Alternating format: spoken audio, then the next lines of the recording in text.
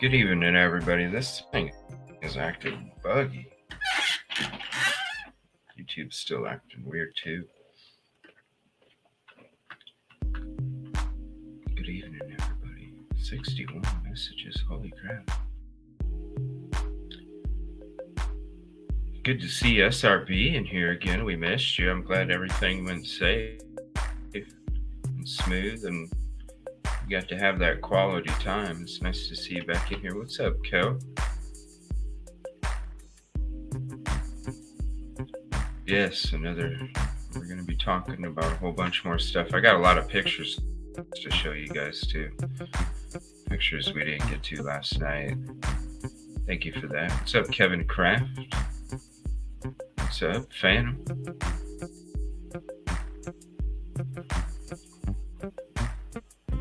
Yes, thank you. I appreciate that. Enjoy the dinner.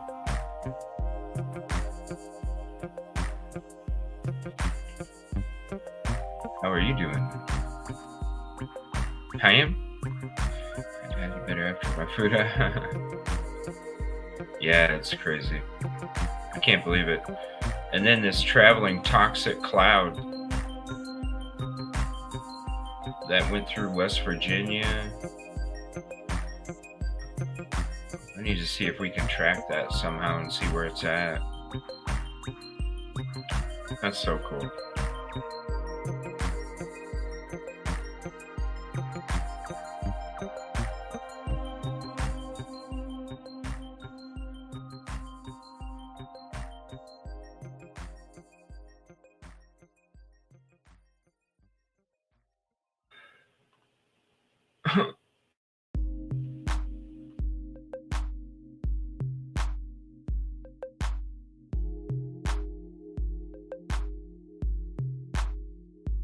Congrats on the sighting. Kib Kitty. Allison. Gave my friend in Ohio. Thank you. He's the one that did the water test. Thank you. I appreciate that. I'll be showing that picture again too. I need to make a folder. That was my plan, was to make a folder and all that stuff when I got home today, but I barely got any sleep last night, and I had to take a nap. I didn't have a choice. I was yawning my ass off at like 10 in the morning. So I will do that folder tomorrow. Glad the flights went well too, SRB, right? Yeah, it's crazy. My parents live next to a toxic dump. I live with parents. I lost. Aw. I'm sorry about that, Pam. Ava, good evening.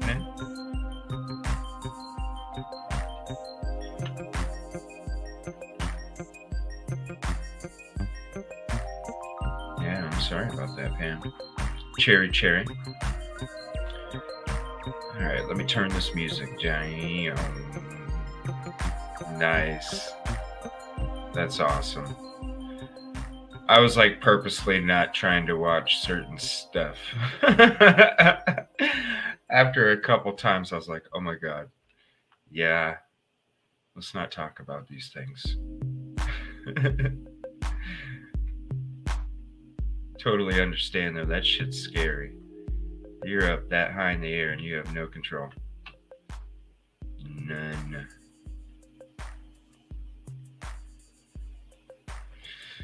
Oh boy.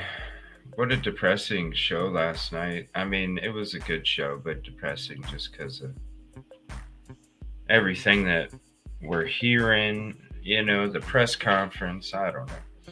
I don't know. What do you guys think about the press conference, the ones who watched it? Do you think it was just a bunch of downplaying and false reassurances, or do you think that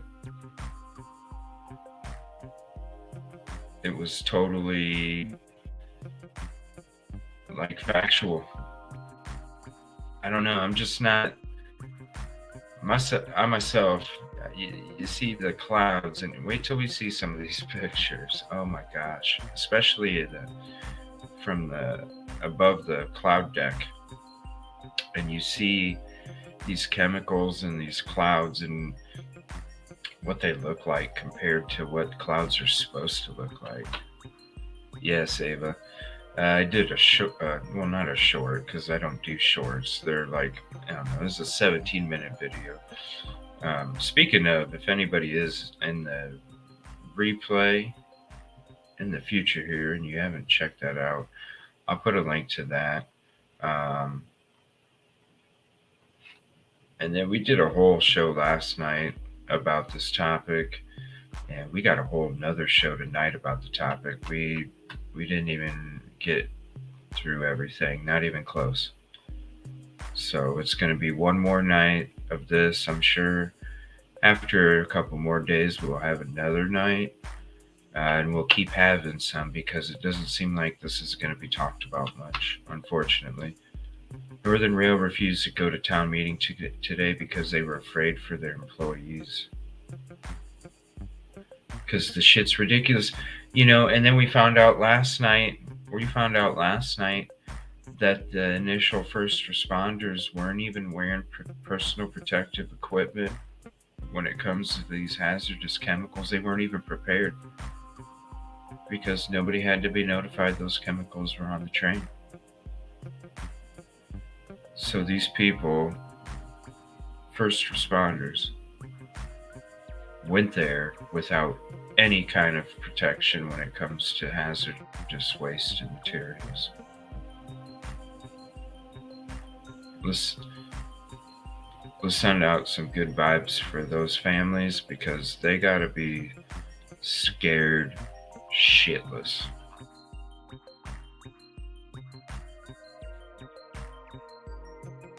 All because toxic chemicals people don't have to be notified about them being on trail cars, which is ridiculous. If this is the kind of event that's going to happen from these chemicals,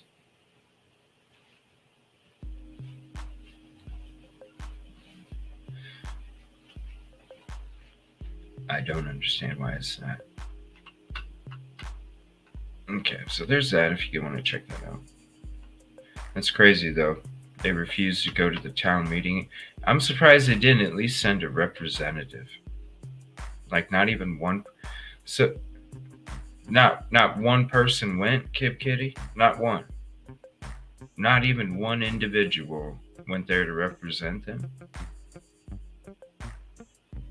Because they're trying to bullshit the community and people ain't having it. They're not gullible.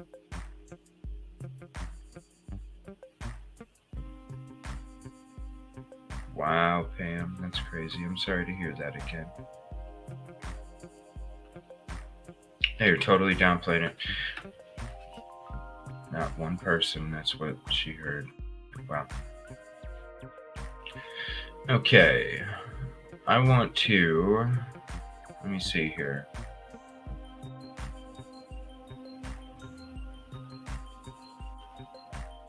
I'm going to go to some of these pictures real quick.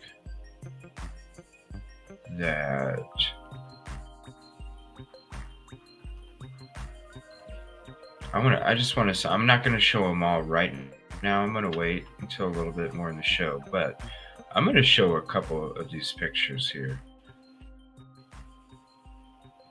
and then I'm going to go into a couple new videos that came out regarding uh, this disaster, and then we'll get into some of these other ones here. Okay. First of all, I want to show this picture. How can I? Let's see. Open in browser. Look at this, everybody.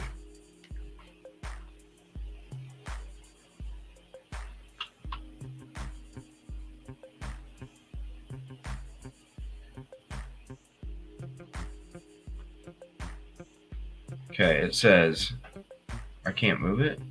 Oh, here we go. I just wanted to post the waterways feeding from the Ohio River system. Decide for yourself whether the East Palestine Trail derailment is an important issue.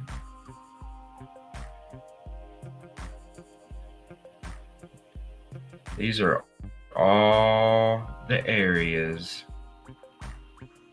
right here. Let me get rid of this comment so you can see.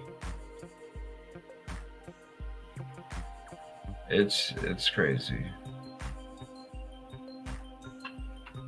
Let me see. Let me get. All right, so let me scroll up a little bit.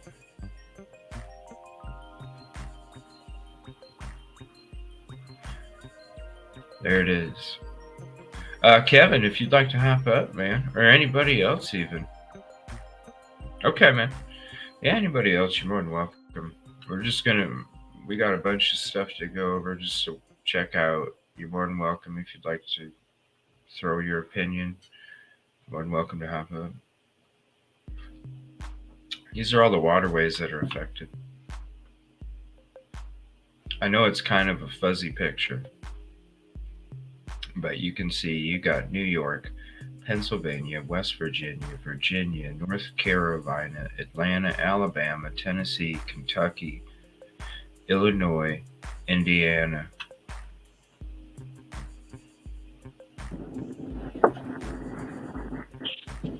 What's up, man?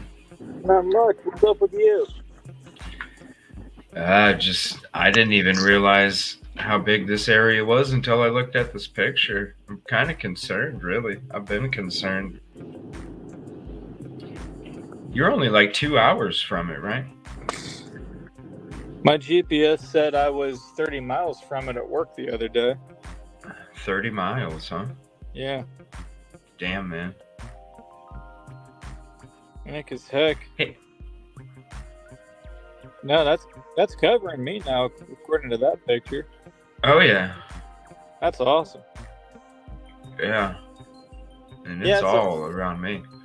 Yeah, it's a small spill. Small. Oh, well. What's up, Grizz? How you doing tonight? Yeah, this is a massive area. And all these rivers.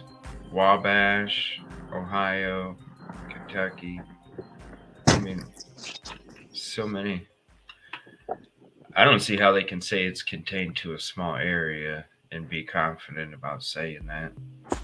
Well, it's small compared to the rest of the size of the U.S. Yeah. For now.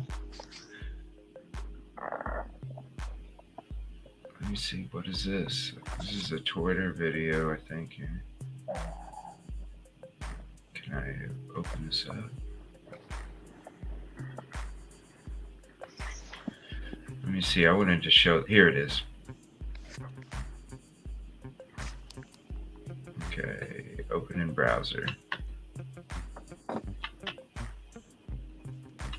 Okay. This is a cloud from the above the cloud deck. This is what that cloud looks like as it's traveling. I think they said it was going like there for a while. It was only going like a couple miles an hour or something. But up there now, that it's got to be going. It's got to be moving pretty quick.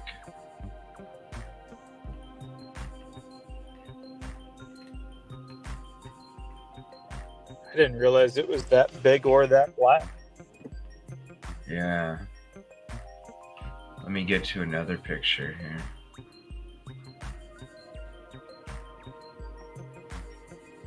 Look at this one.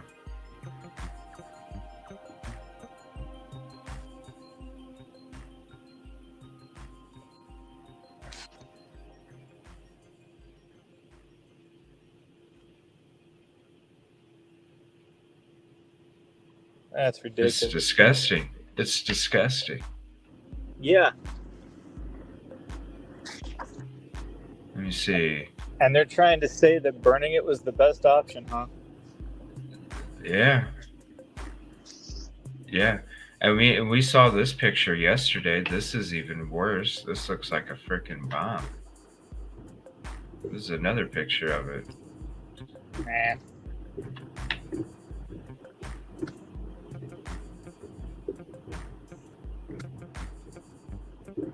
Let me see. And then this is another one from an airplane. This is somebody that was flying and saw this and took a picture.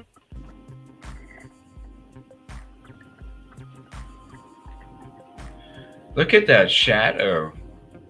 Holy cow. Like that thing's going like up too. Yeah, based on the shape, I'd say that was early on too. I want to thank Josie for these pictures. Let me see. And then she sent me some pictures. She was talking about how paint was chipping off vehicles. So here, this is one picture. That's what it's like. It's like chipping / looks like it melt corrode. You got chips, it's chipping over here. And then here it's like some kind of, whoa, that's a big chip right there too. That's nasty. Some kind of corroding going on, like chips. It almost was like, like it just, like a solar flare. It just, little particles just in all these spaces, just little particles floating. And all them little particles of the chemicals were just hitting all those and just changing, hitting the paint and the primer and the clear coat. Yeah, it almost looks like it mixing with melted those the paint off. Yeah. And that takes something powerful with if you're Right talking there. chemicals.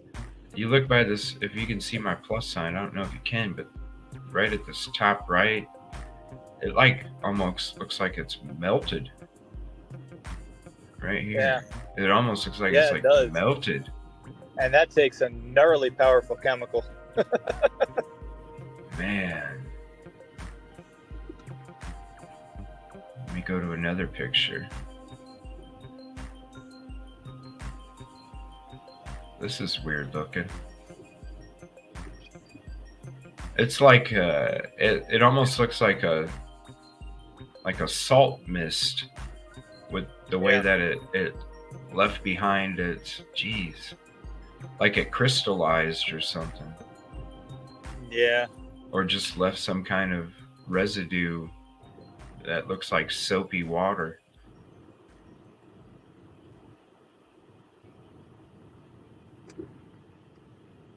Yeah, I'm real happy I was in my respirator earlier. You gotta be safe about the water over there, especially. Yeah, well, I'm on a well too, so I got to be extra careful. Let me see what else I got here. And here's another picture of the vehicle. This is of the front.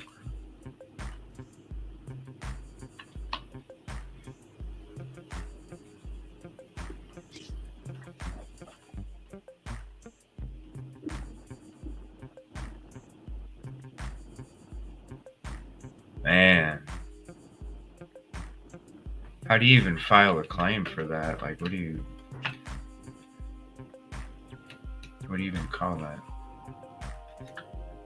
It might be under or natural disaster, weather damage. Oh crap. Cherry, sorry. Last night I was trying to highlight one of your messages and I accidentally oh my gosh, YouTube, chill. I was trying to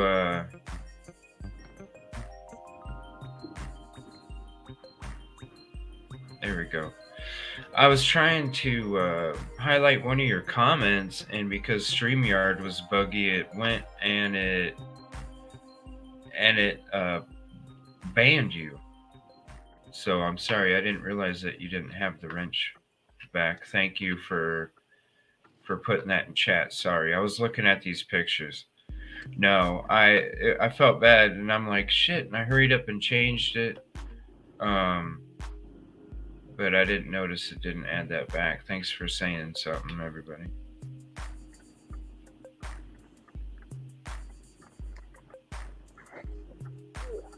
Yeah, toxic cloud. I'm on the western border, about 20, but I'm in that pink.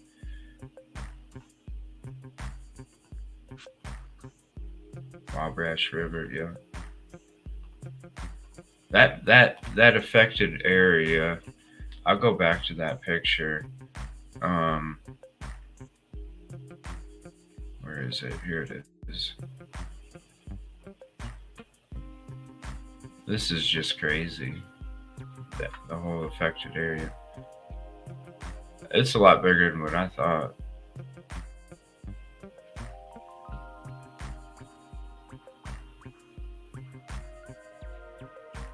There we go. And it might be affected just because the cloud's over us too. So if the rain comes down, it might bring some of that crap down. Yeah, and then it's getting into some food source. Bruin mentioned last night. You know, what about your eggs in the future? Yeah. Are the eggs going to be contaminated from the chickens that it sprinkled rainwater, or they were? There's a lot of wells around these areas. Yeah, like I said, habitat. A lot of habitat. Houston even had a train derailment. Yeah, we heard about that. I wasn't even able to cover that. We'll have to check that out. And then also I heard today, I think in Arizona, a semi was leaking some toxic chemical. It looked to be actually the same color as Kevin Kraft's circle. It was like a reddish orange. Yeah, sorry about that, Jim. No, I didn't. No. Sorry about that. You guys are funny. Yeah, that's a huge area. So let me see here.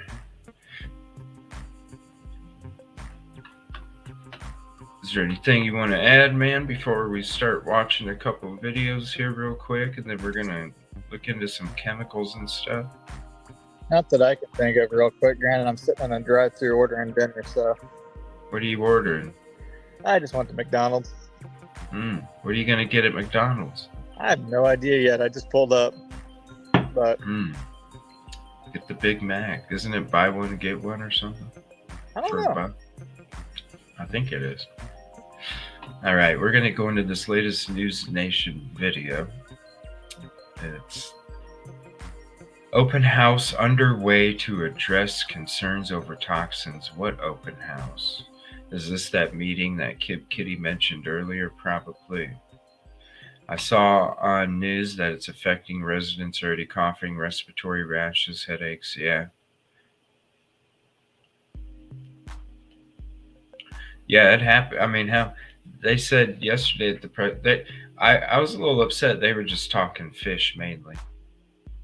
I'm like, there's so many other animals, especially when you look at this map that's showing behind us. That's Appalachian area. There's lots of habitat. There's a lot of communities that rely on these rivers for their source of water. A lot of communities that don't even have running water along Kentucky, West Virginia. Uh, these people, there is no water filtration. There is no. It's this downplaying crap. Can you order me a 10-piece nugget? Chris said. I'm just a McDouble kind of guy, or a McChicken. Yeah, it's usually what I get, but I'm feeling fat today, so. Yeah. Are you going to come by and get that 10-piece chicken McNugget? Holding you to it, Grismatically. Holding you to that 10-piece. Hey, I just ordered a 20, so if you want a 10 of them, come on over. I could use the company. Oh, shit. Beautiful bowl, by the way. I want to, you know what, before I get into these videos, I do want to show this because I was on Facebook right before the show and I seen it popped up. I was like, damn, bro, that looks nice. Give me 1 second. Since you're on the show, McChicken with mac sauce. Ooh. I already ordered now, sorry.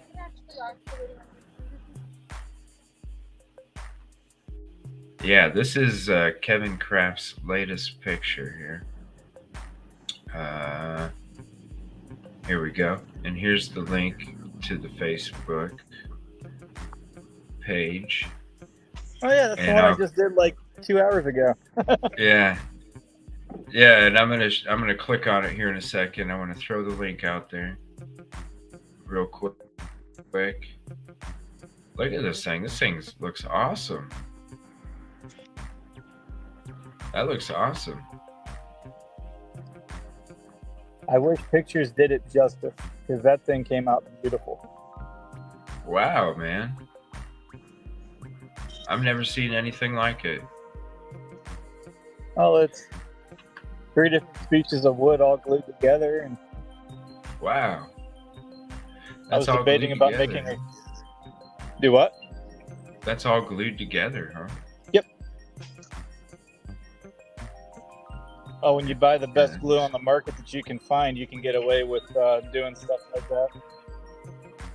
That looks awesome. Yeah, I just saw it as I was getting ready to hop on, and I was like, damn, that looks nice. So, hell, since you're on, I want to share your link. Yeah. Like it. Let me get back out of here, and there's the information right there. If you'd like to contact him for any kind of custom work. Grismatically says, what is that?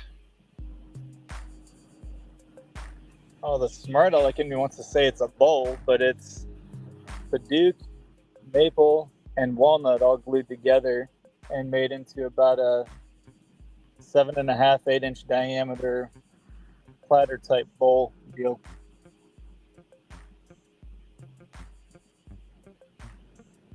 No city water. Can you say it one more time, just in case anybody didn't hear you exactly what it is?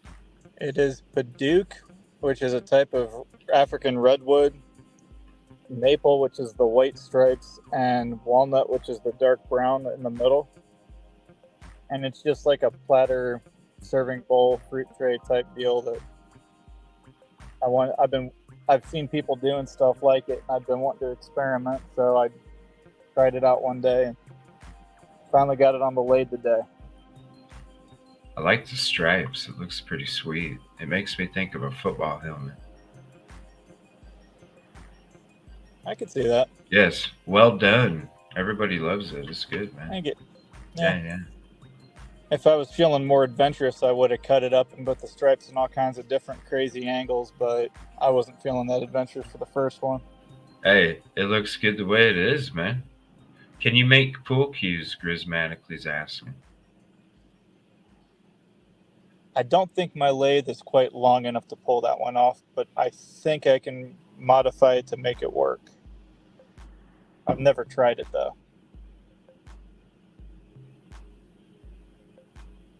Man, those would look, man, dude, that would be amazing. Pool cues.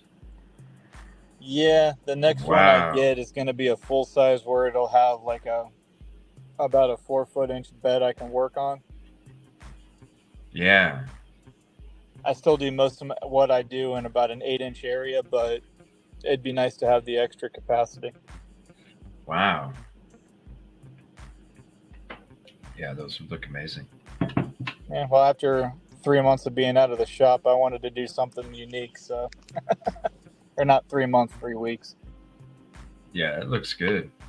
I like the stripes. I was just like, damn, like that thing pops, man. That thing sticks out. It pops. And Like if you that. were to, and if you were to see it in person, like as you look at it from different angles, the wood actually it looks like it moves and has different shades to it. it Pictures don't do my work justice because I sand a lot finer than what a lot of people do, and I get a lot of crazy looking um, effects because I do take it up to 3,000 grit on wood. Most people stop around 300. So Same wood combo as the plate. Fire. That is sick. That is sick. well, it's my Yeah, I three like. woods to work with all combined into one. So Yeah. Yeah, that's sweet, man. I'm just happy it didn't That blow up looks good. on me. I've had it happen. There's a video on there. Oh shit. There's a video on my webpage that it actually I had one blow up. Thank you. Oh really? Thank you. Oh yeah, that was fun. All That was right. a real fun day. I had to go Well, get I my also. glasses fixed. Huh? What Yeah, that happened? was the day that bull blank blew up on me. Yeah, I didn't catch it on video, but it actually smacked me in the face because I didn't have my face shield on, and after about 10 minutes of making sure I didn't have a concussion, I had to go get my glasses worked on because I couldn't get my lens back in. Oh shit. Yeah, it was a fun day. Well, hey, I brought up this East, and I apologize if I mispronounce it. Palestine, whatever. East Palestine Vendors PayPal that you sent me yesterday. Yeah, Do you know much about this? Is there anything you want to say about it or talk about? I see they got more donations now. That's cool. yeah. Basically, it's from the main group I do a lot of my vendor shows with, which the lady that runs it was actually on last night for a little bit.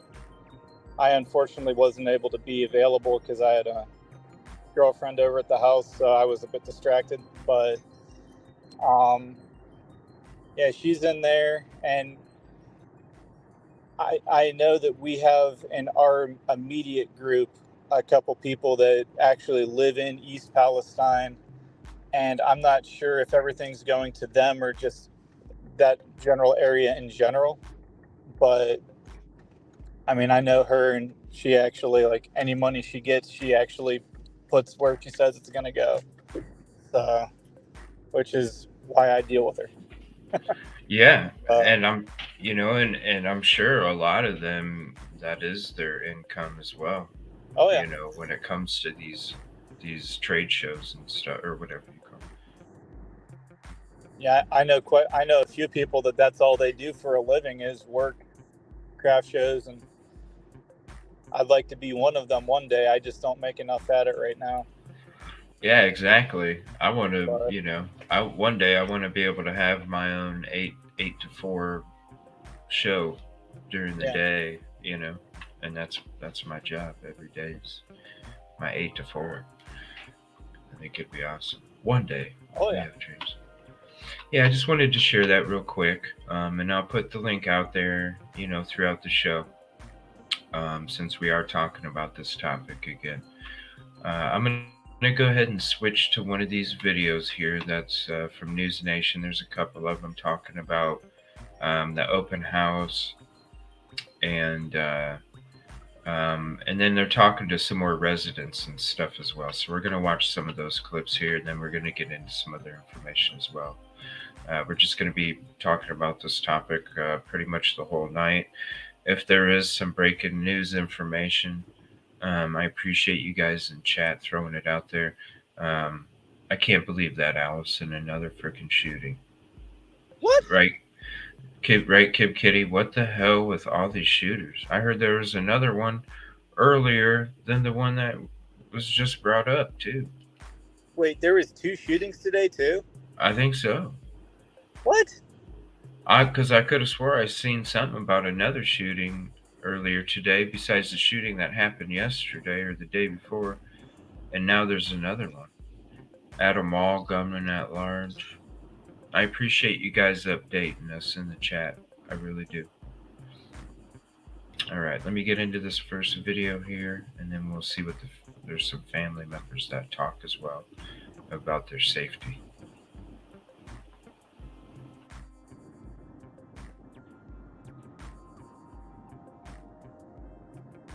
Tonight, I have really great news to report. The crisis in East Palestine is over.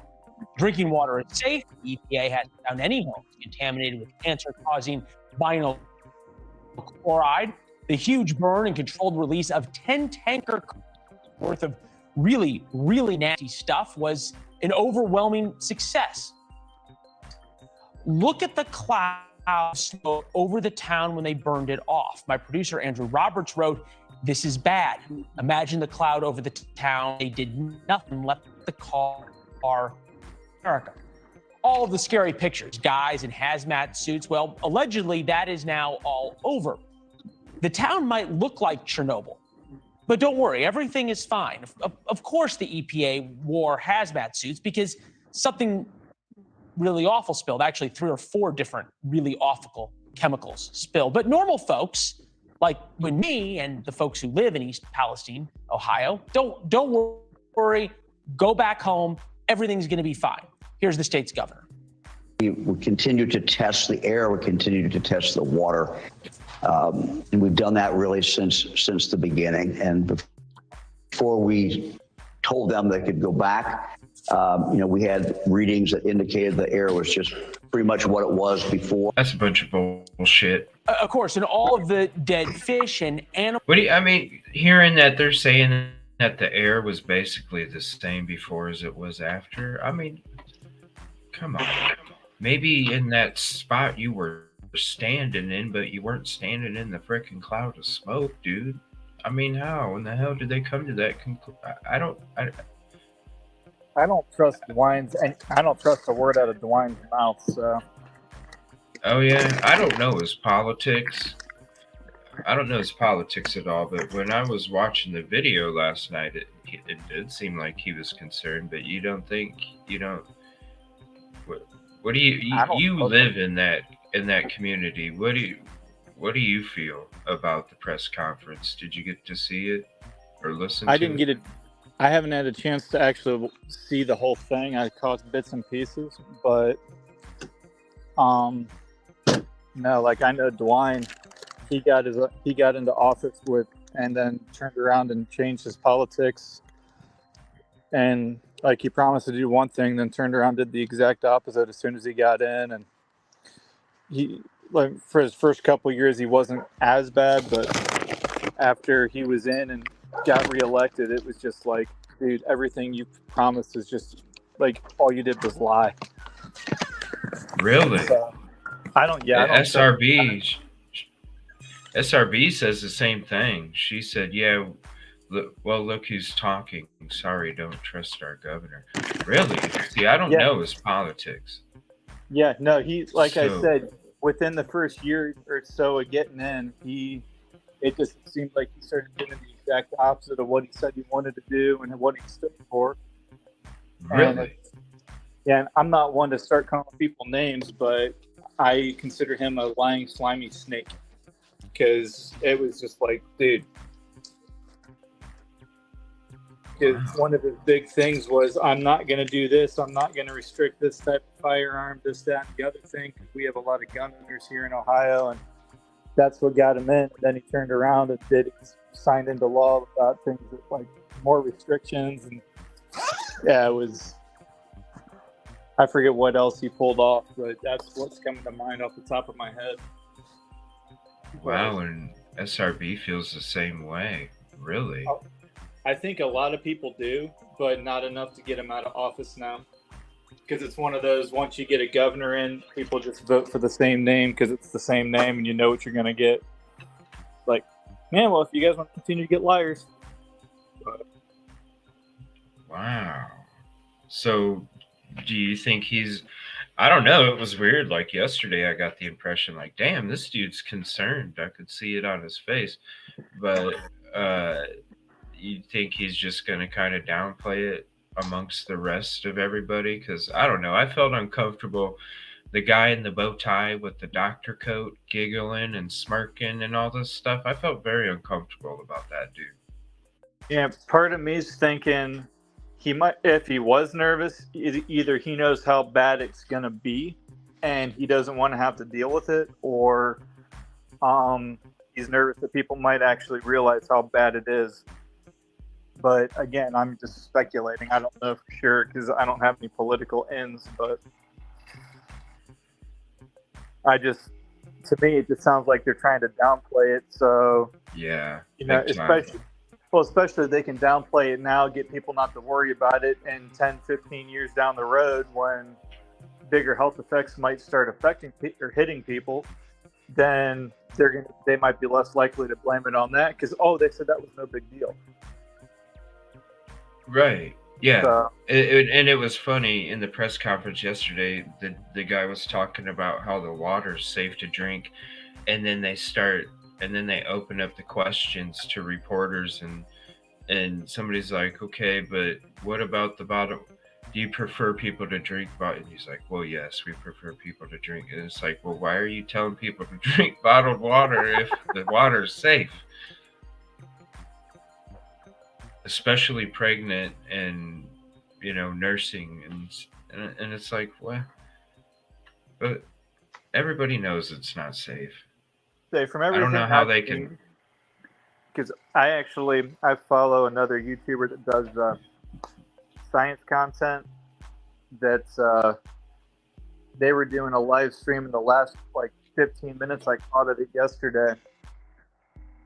It sounded like that eventually it's not going to be that big of an issue, but for the immediate effects of people get in their system now is going to be what's could do the most damage to people. Yeah. And I don't think they were expecting the cloud to get as big as it was, or as dense as it was, or look as bad as it did. But I just don't. This is what I mean. I'm not an expert, but this is what I was thinking. I'm like, because I know that there's foam out there, for firefighters and stuff. right. And I was, in my mind, I was like, okay, if you got to light it on fire, but then wouldn't you spray foam on top of it to keep it all?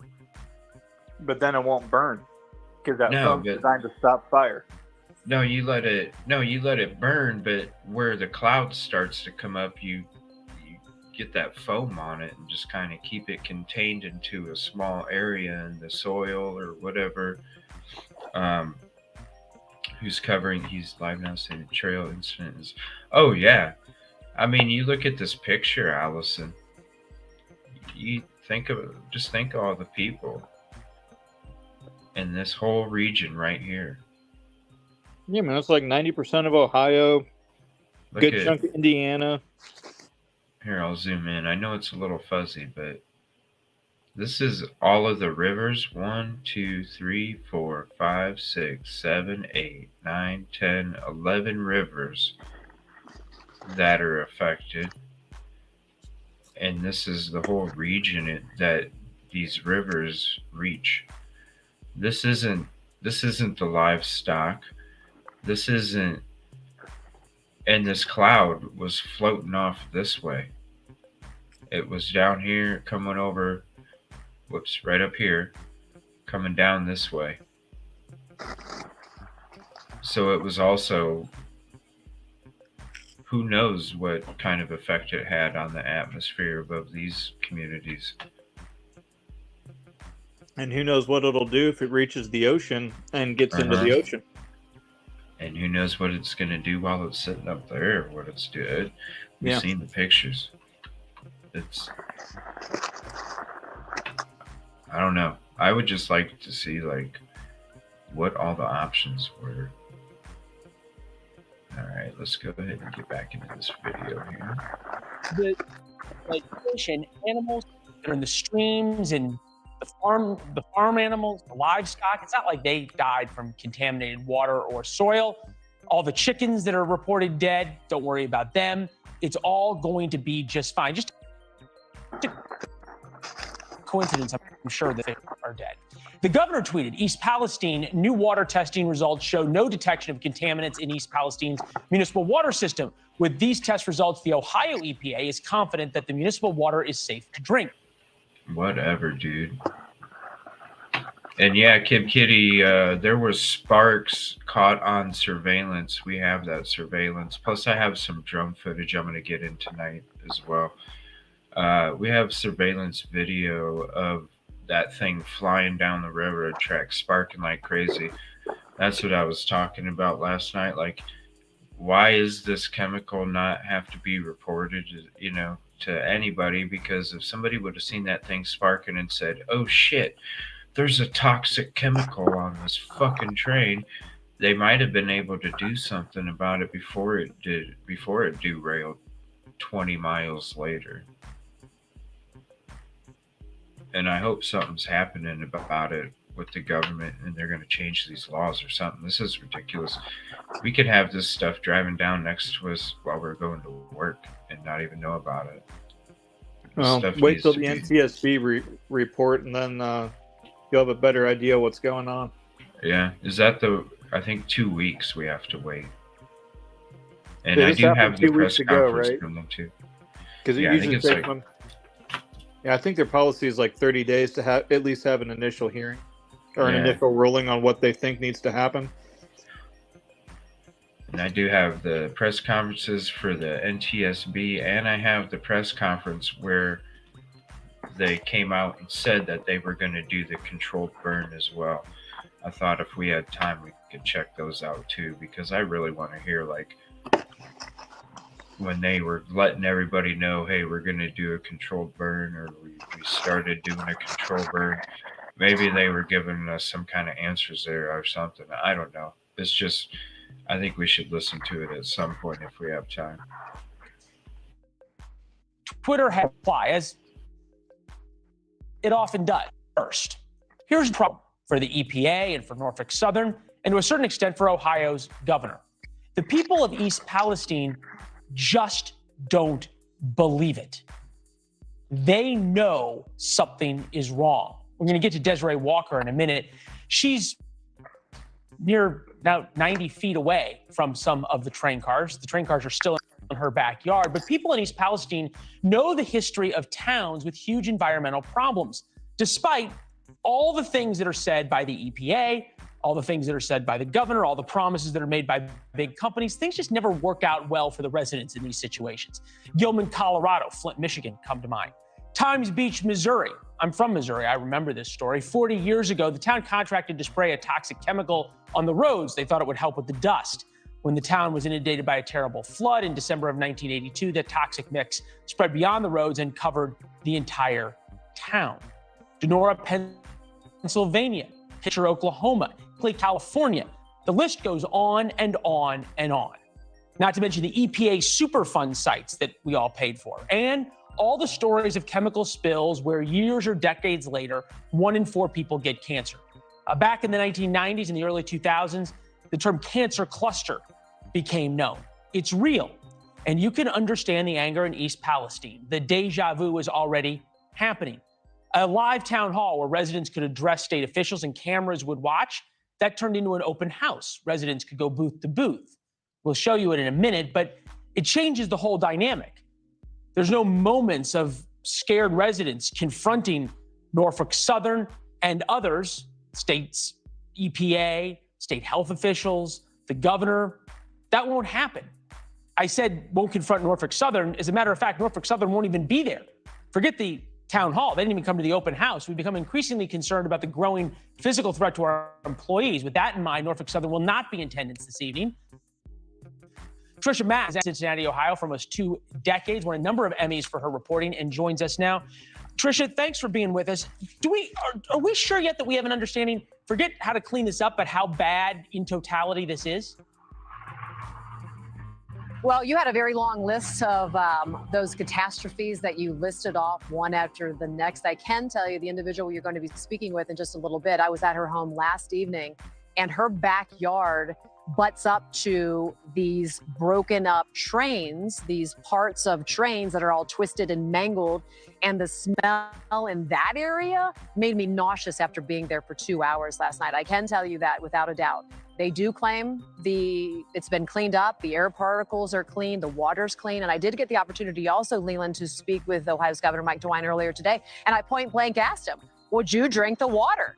And he said, yes, I would drink the water. Give him a cup of it. Town hall with all of these hundreds Give of him people a in cup of the water and of say, it. then Thanks drink for it. watching. Go to newsnationnow.com.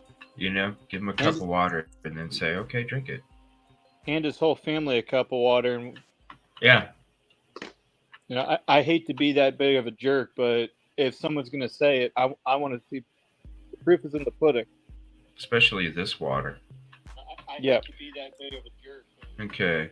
Now it seems like I'm not sure that I think maybe this guy was at the town hall meeting, so I'm going to go ahead and click to this video real quick and see if he possibly was, because I know that this just came through a little bit ago.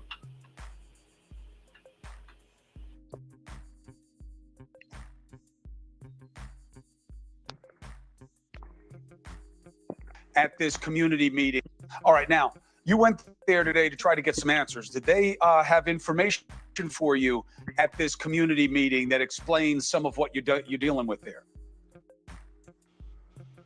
Not that I could hear it all. I mean, all you heard was a bunch of yelling, and everybody ended up having to go their separate ways and go up into the auditorium stairs, and then people down there getting to go one at a time to talk.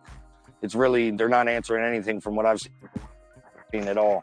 Now, you think it's because they don't want you to know. Did they have any a kind of explanation back up their feeling that there's no more risk? Oh, they don't want us to know. I mean, I know this personally because my house is 6 foot away from the creek when I go out my front door. And just recently, today, we were called by the railroad and they offered us to move out of our home permanently. What? What does that mean, offered you to move out? They're making you an offer on the house? What are they offering you? Well, we rent right now, and they're offering to get us a new place and get us a couple months rent. And I'm not sure if it includes furniture or anything, that we're not taking anything from the house. But they understood after the toxologist came to our house that we have a unique situation with water runoff into our basement. Whoa. So, well, look, if you're lucky, in terms of your neighbors, it's unique. Maybe it isn't. That's why we need answers. Right. Whoa. So nobody at this meeting could tell you anything about why they think this accident happened, or even if it is an accident, and why they believe it's safe to go back, except for special circumstances like your own. All I've heard is air. The air is fine. Yeah, but they can't tell you why. That's all right, really, let's do Yeah, this. that's easy to say. You got to let me fine. know Wow. off camera, okay? Because you don't want We're your gonna business watch through this out again. there I for wanna everybody. see this Um, thing again. You're going to let me know Right. what kind of deal they're making you, and we'll make sure that the deal makes sense. That there Absolutely. are right protections in there for whatever else you may find out about, Right. God forbid, your child or your wife or your health. Let's make sure this is done the right way if you decide to do anything at all. We can help with that. All right? And can I say one more thing? Yeah. With River Valley Organizing, we have a meeting date. It's on the 23rd at 6 o'clock. It's a community meeting where there will be people from the University of Kentucky and the University of Pittsburgh here to do free water and soil testing for the community.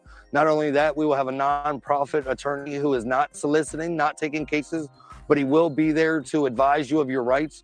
And this is on the 23rd at 6 o'clock on North Market Street, Studio 25. 6 o'clock. Yeah, I would have been mad at you if you hadn't said that. That's really important information because, Right. look, you got to Thank get you, some thank you. data. Yeah, And- I thought, man, and these people, the organization has been around for a while, and what they do is they don't have a political side, they attack issues. And these bomb trains are an issue. Bomb train train. is a term that they're using now because what's being shipped around the country. Now, Huh.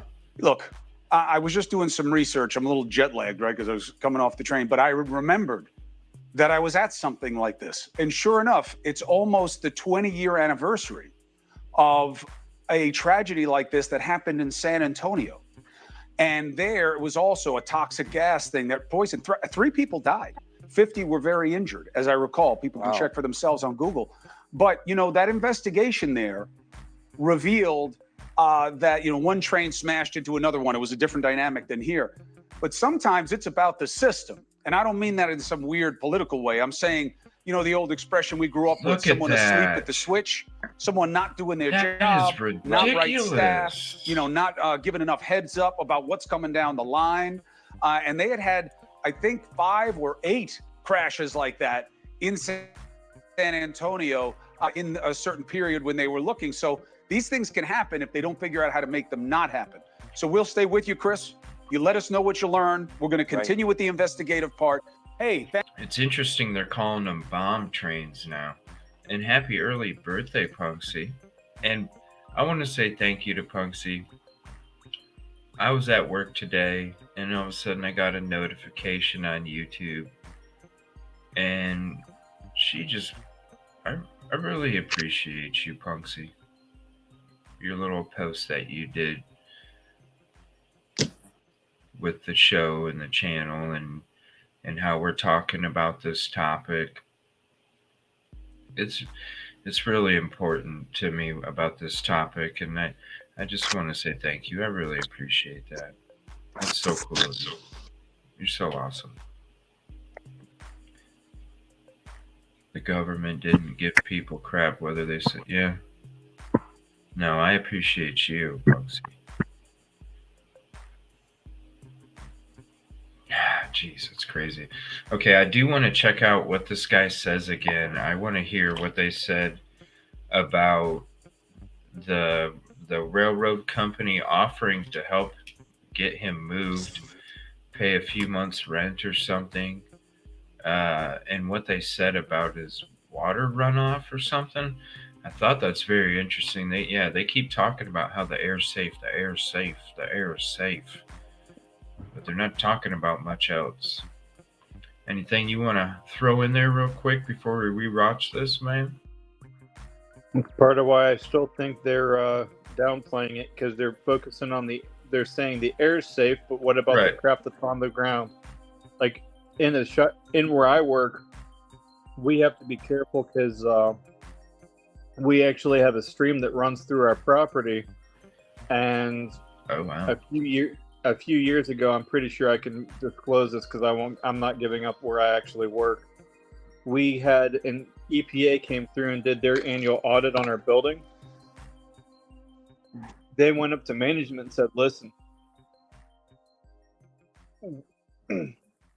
if this doesn't get changed before we leave, we're going to hit you, or we're going to gig you on it. You need to get all these cigarettes butts from all your people that smoke in here picked up.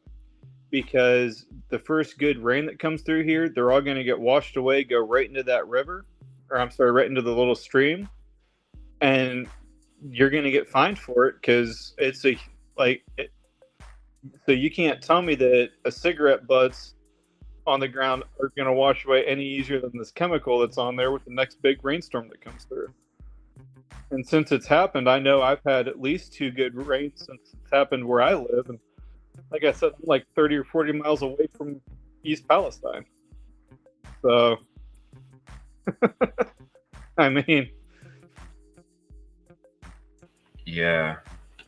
It's scary. I want to hear I want to hear the experts saying the water's safe, not just the air. And and don't just tell me it's safe. Tell me how many parts per million of this crap is in the air. Because if, say, 5 parts per million is toxic, 4 parts per million is not, and it's at 4 parts per million, I'm sorry, I would still argue that that's not safe. But just because it's not actively toxic, I could see somebody trying to manipulate their words to be able to make that narrative work. And I'm sorry, but the amount of smoke I'm watching pouring out of that thing is just, there's no way. Yeah. And this thing goes for miles. Yeah. I mean, there's got to be some form of hazard to it to where, you know, because that's like, I've worked at plants before where we were all required to wear hearing protection, even though we were under the OSHA requirement for it because we worked 10-hour days.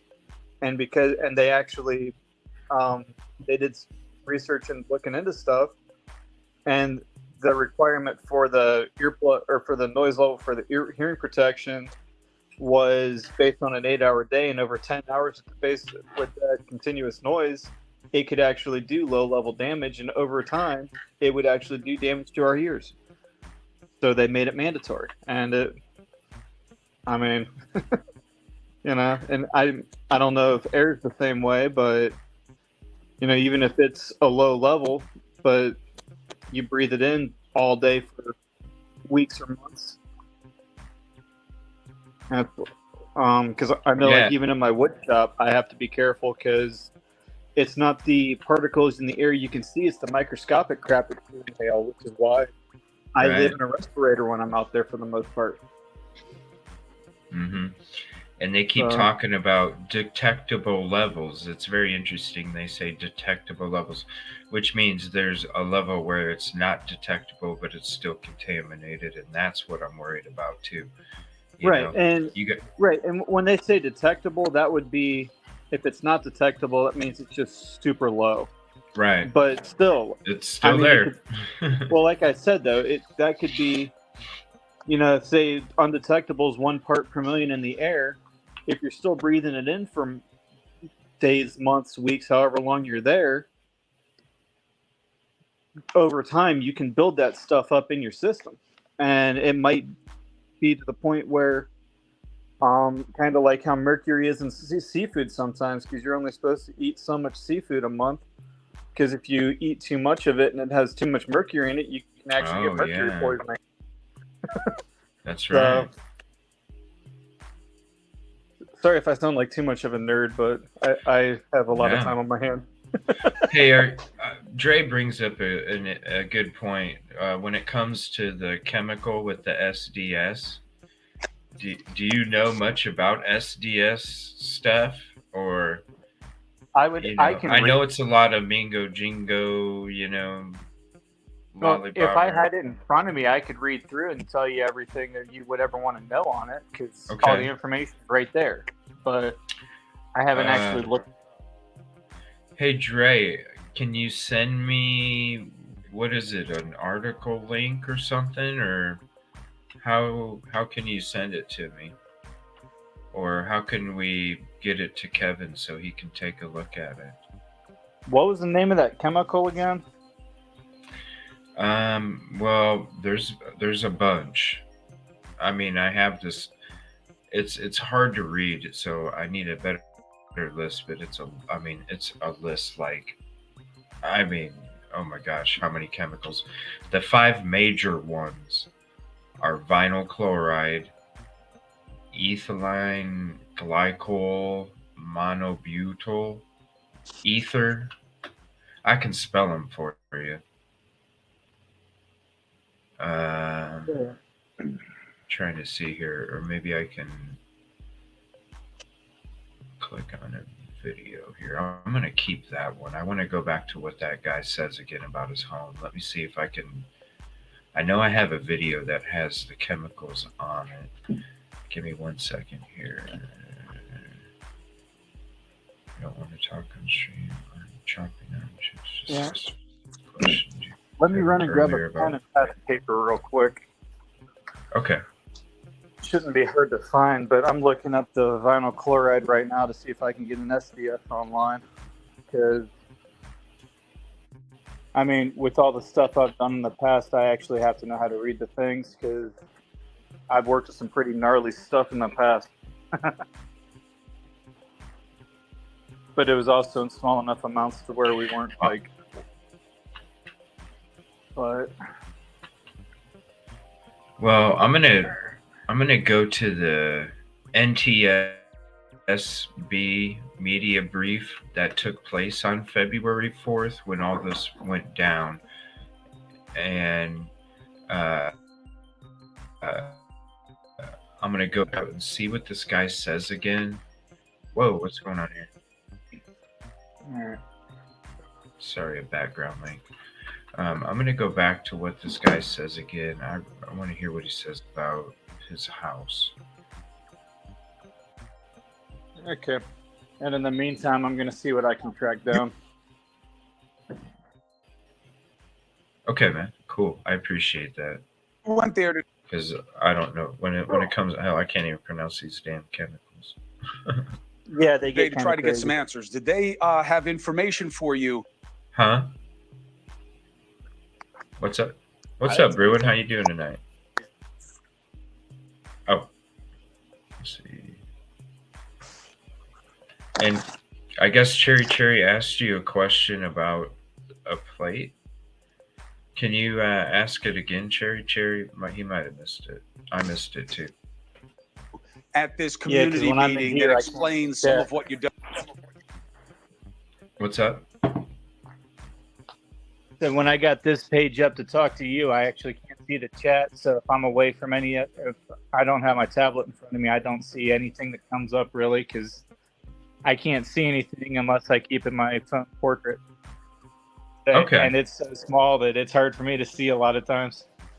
Okay. Well, I'll make sure if they ask you a question, I'll make sure I'll just repeat it for them to you. Okay. If it's yeah. easier, if it's easier, I am active on Facebook with the Kevin Kraft page, or you can email me at kevinkraft@myyahoo.com.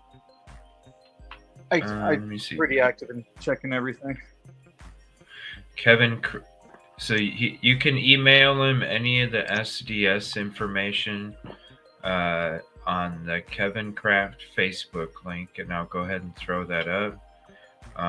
Or what was the email again? kevinkraft@myyahoo.com.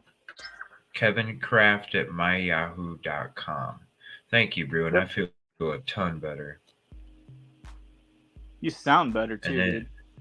Thank you. I appreciate it. Yeah, that shit was knocking me for a loop. Dre, if you give him the 5 you gave me, CJ, just Google. Okay, so I can give you the 5. Let me see. Looking at vinyl chloride right now. Actually, I can send it to you in a message here. Let me send you the picture. Okay.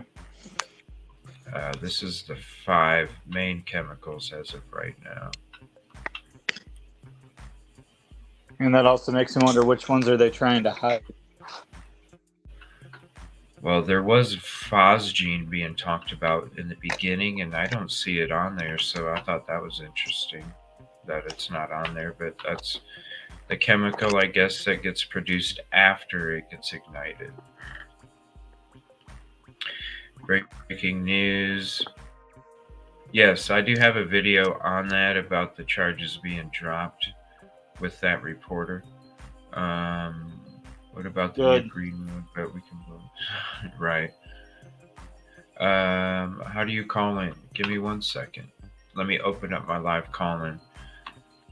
You just call. Let me see here.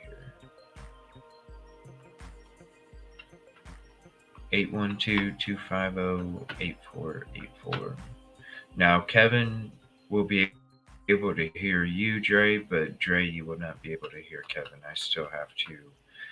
Once I get a soundboard, I think I can channel my phone calls into its own sound, which can then be converted into, quote, a microphone source.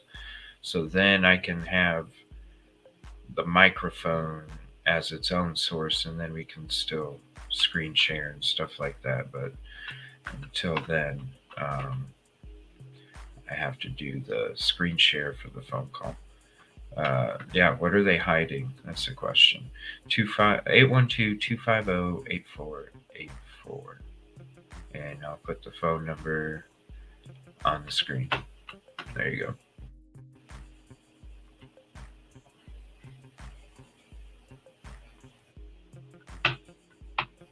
Can you hear that, Kevin, when I do that? Hear what? Okay, That never was. mind. I I just was. wanted to see if you I heard was. something. Well, I'm zoned out reading this SDS too, so Okay, I I got you I that. sometimes I get got you tunnel vision. those. That list, right? Yeah, well, Just I already make had sure I vinyl got you chloride that up, so list. I'm going Yeah, through that okay. right now. Okay. And let me go ahead and play this. Hear what he says here. Here today to transfers. Did they have information for you at this community meeting that explains some of what you're dealing with there? Not that I could hear it all. I mean, all you heard was a bunch of, and everyone ended up having to go their separate ways and go up into the auditorium stairs, and then people were getting to go one at a time to talk. It's really, they're not answering anything from what I've seen at all. Now, you think it's they don't know or they don't want you to know? Did they have any kind of explanation to back up their feeling that there's no more risk? Oh, they don't want us to know. I mean, I know this personally because my house is 6 foot away from the creek when I go out my front door. And just recently, today, we were called by the railroad and they offered us to move out of our home permanently. What does that mean, offered you to move out? They're making you an offer on the house? What are they offering you? Well, we rent right now, and they're offering to get us a new place and get us a couple months rent. And I'm not sure if it includes furniture or anything, that we're not taking anything from the house. But they understood after the toxologist came to our house that we have a unique situation with water runoff into our basement. They have a unique situation. Well, look, if you're lucky, in terms of your neighbors, it's unique. Maybe it isn't. That's why we need answers. Right. So nobody at this meeting could tell you anything about why they think this accident happened, or even if it is an accident, and why they believe it's safe to go back, except for special circumstances like your own. All I've heard is air. The air's fine. Yeah, that's all they're saying. Let me check the phone. Is it working? If it is, I don't hear It's it. telling me it's an unusable number. What? 812-250-8484? I got it.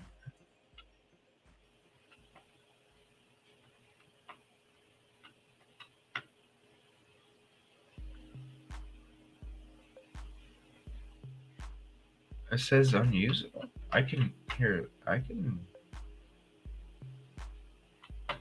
Oh, and there's new logos I have to put on the store too. Cherry, can you do me a favor and tell them the new logos that we'll be having up starting Saturday? Probably Saturday afternoon. There'll be new logos, different colors. So if there's like a custom, you want like a certain item with a certain color logo, just let me know and I'll put it up there as your own. I'll just, like SRB, if there was a certain item you wanted certain color logo with a certain this or that, I'll just call it SRB's t-shirt. Hey, if our name's on it, do we get a small kickback for that? Well, hey, yeah. Dude, I want to do something. No, I want to do something. I want to do something where we have your woodwork in the show, man. I was thinking about seeing if we can maybe come up with an idea of like some kind of something I can put on my wall, man. I don't know. I know at one point we had talked about doing that trophy that I've got a few ideas on, but I wasn't sure if there's anything in particular you'd do. Is there anything you can think of? Well, I was gonna do that fantasy league, but the stupid thing don't exist anymore. I guess they quit doing it in 2017. Oh, I'm glad I didn't start working on it because I almost did that today. Yeah, well, I went to set it up and I'm like, oh, it don't even exist. Yeah, you know what? Yahoo Pool doesn't even exist anymore. Crazy. I love Yahoo Pool. I was like, I'd love to get on here and play some Yahoo Pool, stream some Yahoo Pool, but Yeah. no, can't do it. Don't exist anymore. I think it'd be cool. But yeah, I was thinking like some kind of something that like wood, but then can have some kind of light on it or something. So it could have like uh, maybe something notched out in the back where like a battery source could go or something. Just kind of, I don't know. Got some ideas. I think it'd be cool though. Just something that could be go off of batteries that I could put in there and then wire some kind of lights that can kind of poke through. But we'll discuss that in the future, man. But yeah, some kind of stuff. You can even if there's I don't know, or if you can have like some kind of picture I can put up also, like when I start the shows and I know you're coming on for sure and everything. I'll just show little pictures and stuff. Um, and I do put, whenever you are on the open panel, I do put your links to your Facebook business in there too, just so if they want to get in there, they can click from the description too. I appreciate it because I just got a notification today. I've had consecutive growth for 8 days straight, and I'm like, how? I haven't done anything. Oh, must be from here. It's cool, man. It's great woodwork, dude, and I'm glad that we can help. Weather Underground was tracking the smudge cloud yesterday. Weather Underground. So is that? Do you know where it's a at, weather app. Ron? That's a weather app I used to use a lot. I don't know if they still are, but at one point they were like one of the most accurate weather prediction apps out there. Really? Yeah, I'm pretty sure I was still using that when we were working together, actually. So they'd been around for a minute. I think it started as a website, actually. But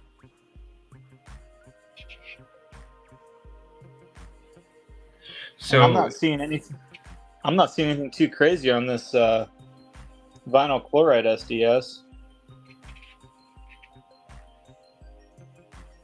It just says if there's an accidental release, first responders must wear specific safety clothing, but it doesn't have that listed directly on here. But a lot of times, like if a company's dealing with it, they would already have that. They would have that into their paperwork because it's a C-Section 8, and I'm not finding where it gives that specifics. And other than that, it's more flammable than it is a health risk according to their number system.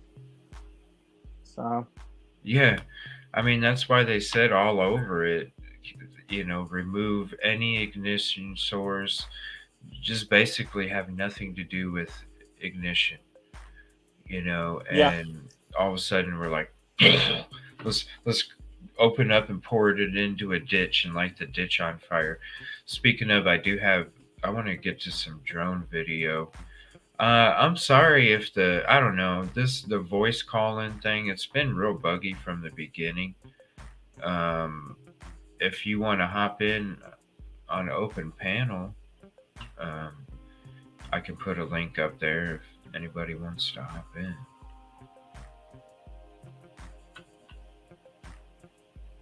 I put a link for the hazmat info sheets in Discord. Thank you, Ava. I appreciate you. Let me check here. I got this map up of all the affected communities in the river system. And, let me see. It keeps telling me to claim free nitro for 4 months. Okay. How do I...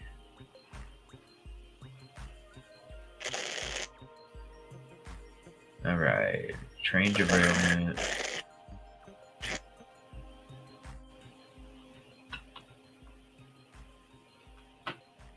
PDF.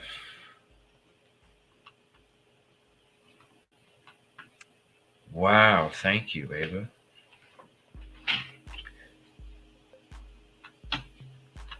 So since something just broke up, did we really just get links to all this stuff so I don't have to keep looking this stuff up? Here, let me put the link to this in the chat. Do you want here? I can send you this link too. I'm not sure if it's what you're looking for, but I will send it to you. I haven't checked it out yet. I'm about to.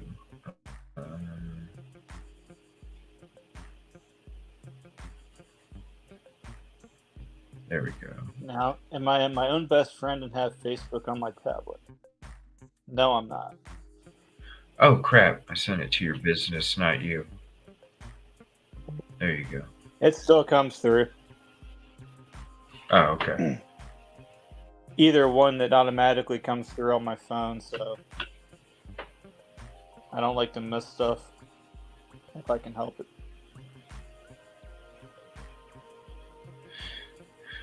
Let's see. What is being done now? February 8th. So this is how many pages? We got. There should be 16. Oh, wow. sections of- What the area are is crazy long immediately sometimes. impacted? Right here. This is what they say.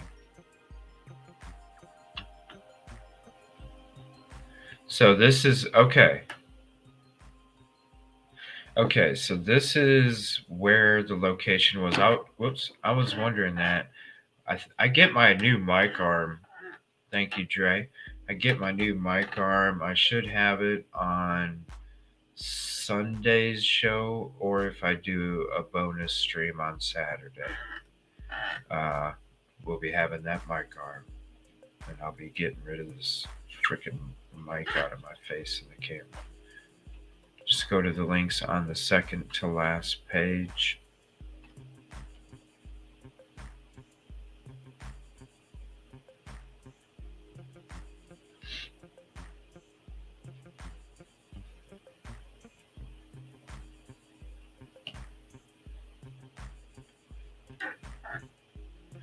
The other link has more up-to-date info. This just has the hazmat info in plain English. Okay, let me see here. EPA site.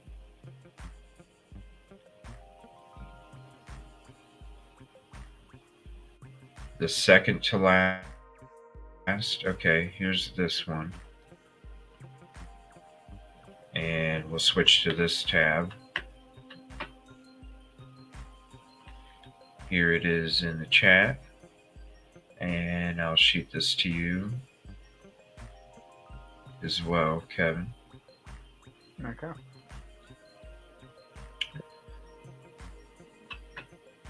EPA OSC response.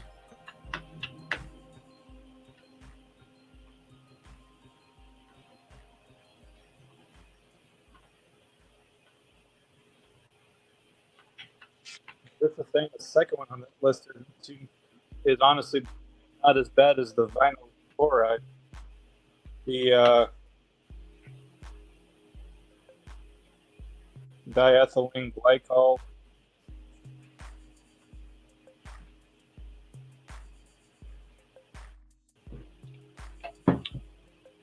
This is the latest updates the last 2 days. What's up, Kevin? You're kind of cutting out on my end a little bit. The ethylene glycol monobutyl, however the heck you say it. Mm-hmm. From what I'm seeing, it's toxic to fish, but it's not even considered a hazardous material to transport. If I'm reading that sheet right. Yeah, they don't have to. Ava says page 6.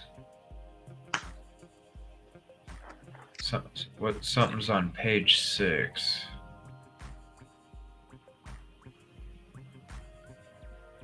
Yeah, my problem is I can't open up the links you're sending me without my tablet, and I don't have Facebook on my tablet. Okay, So, let me. I Here, can't hold get on. the Let me same go. stuff. Where's their?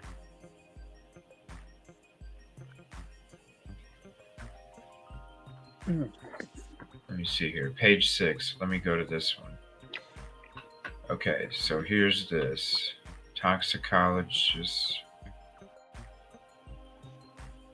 Well, this is page 6 of. Here we go.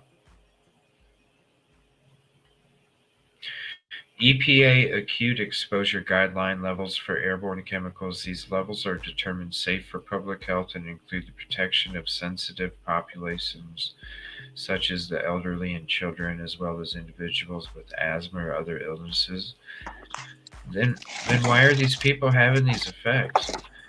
The further away from the center of the controlled vent and burn, the lower an individual's exposure risk. Additionally, air monitors positioned in PA in Ohio surrounding the site are collecting information on hydrogen chloride, phosgene, carbon monoxide, PM 2.5, PM 10, and VOCs. And there's phosgene right there.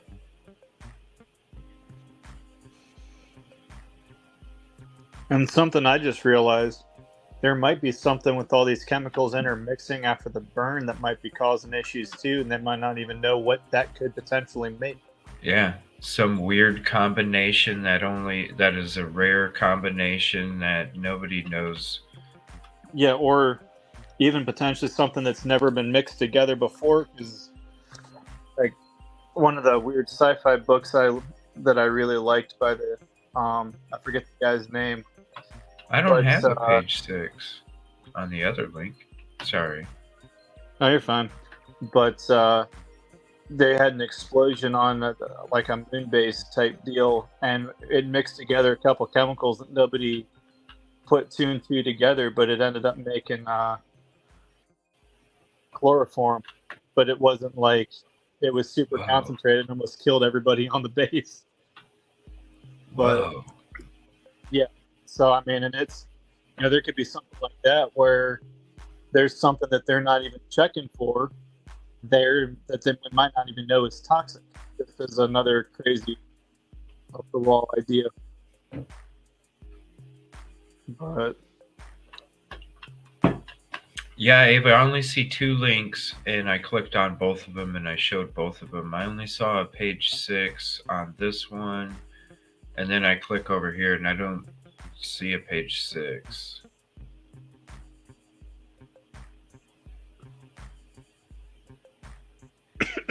So I'm not sure what you're talking about. But if it's burned, wouldn't that change? Yeah. And to toxicities, we might not even know. We could have created a new fucking chemical weapon. Honestly, if you think about it. That's what I was saying, because yeah, you start burning stuff, and chemistry is it's not always a clean reaction. You usually get extra byproducts. So PA link has the chemicals, page 6.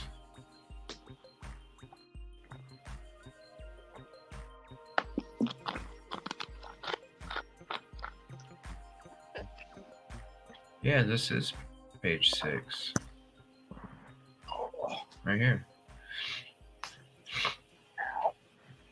All right, so let me go back to this here. So we listed these right here. Huh? She might mean section 6, because I don't know, it looked like an SDS from what I can see. They're broken down into 16 different sections. And then additional resources. So you got these chemicals right here. I don't even know what these are. Like PM 2.5. What is that? PM 10. Like where the numbers are. Never even seen those kind of. That's like periodic table type? No. No? What is that? What is that PM 10? I'm trying to think. If it was ppm, that's parts per million.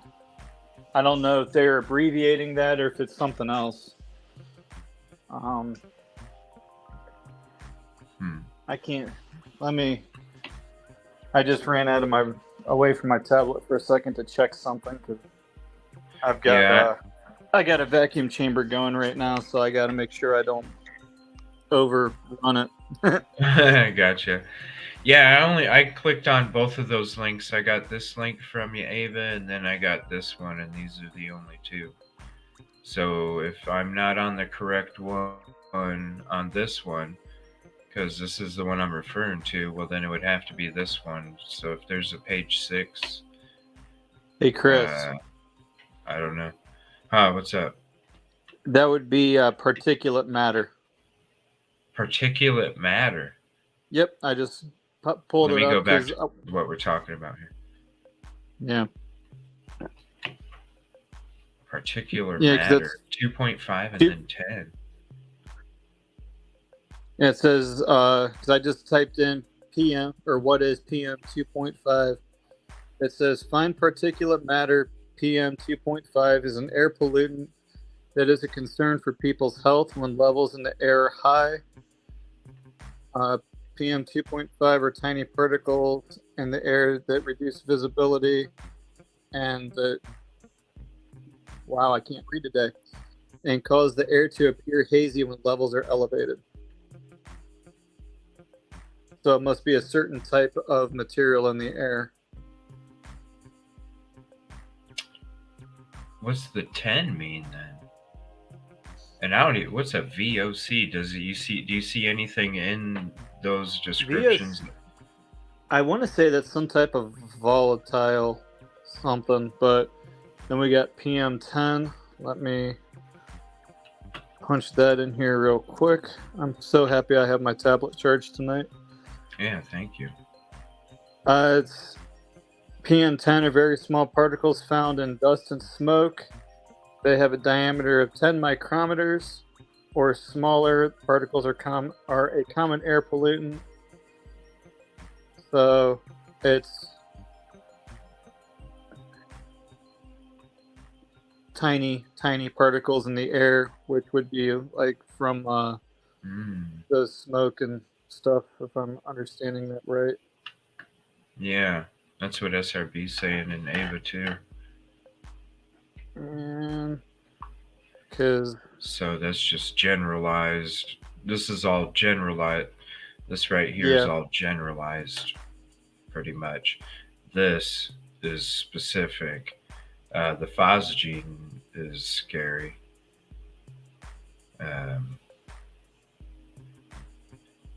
I'm surprised that one's behind the hydrogen chloride, but I guess since the hydrogen chloride was probably the initial creation of the vinyl chloride after the controlled burn. Yeah, and the VOC is shoot, I just hit the wrong button. Volatile organic compounds. So that would be things that are flammable in the air and that are organic. Organic, oh, okay. Compounds, so general. Huh, I've never seen those before. That's interesting. And then how do weather conditions impact potential for exposure? Rain or snow in the forecast will improve conditions. Hydrogen chloride that is released into the atmosphere will be removed by rain and snow. Hydrogen chloride rapidly breaks down in water and lowers the pH of water, making it more acidic. Hydrogen chloride will evaporate from dry soil surfaces or will break down in most soil. Phosgene reacts and degrades faster when interacting with water or moisture. Phosgene will react with water and degrade into hydrochloric acid and carbon dioxide to degradation products, and water are not to be expected to be a public health concern. When you got fish dying, you got what? Well, I know one of the chemicals that I looked up, I forget how to pronounce it off the top of my head. It said that it was known to be toxic to fish too, so. Oh, hold on a minute. These are resources provided by Norfolk Southern. Of course, they're going to post resources that say it's completely fine. I wasn't. What I was looking up wasn't from them though. I was going straight to just typing the chemical name in SDS. Yeah. So, but yeah, I know that the second chemical on the list, the first one you sent me, is toxic to fish because that was one of the things that it said under toxicity. So that would explain said why what? a lot of the fish were dead. You're cutting out a little bit. Sorry, the second chemical on the list that you sent me is toxic to fish. So that would explain why some of the fish were dying. Okay, so let me see here. Let me go to that list here. So the list of the ethylene glycol monobutyl. Yeah. Okay, so that's toxic to fish. So that's the chemical, and it is spelled ETHYLENEGLYCOL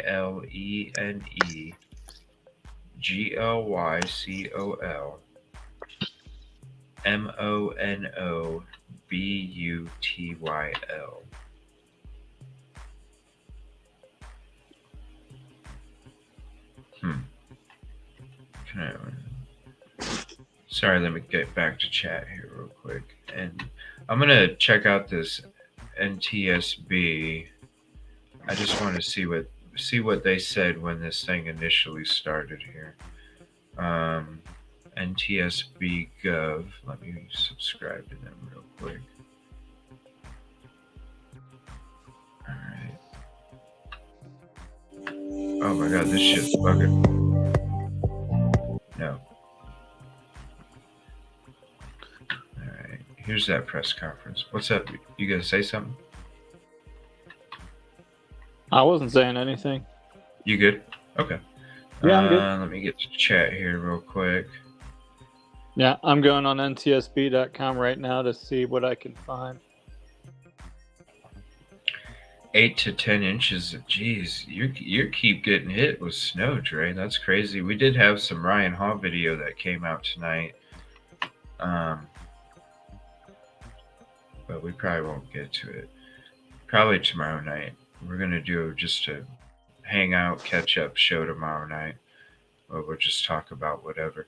I keep bug out bags in case they decide to blow up Port of Houston. Common air pollutant.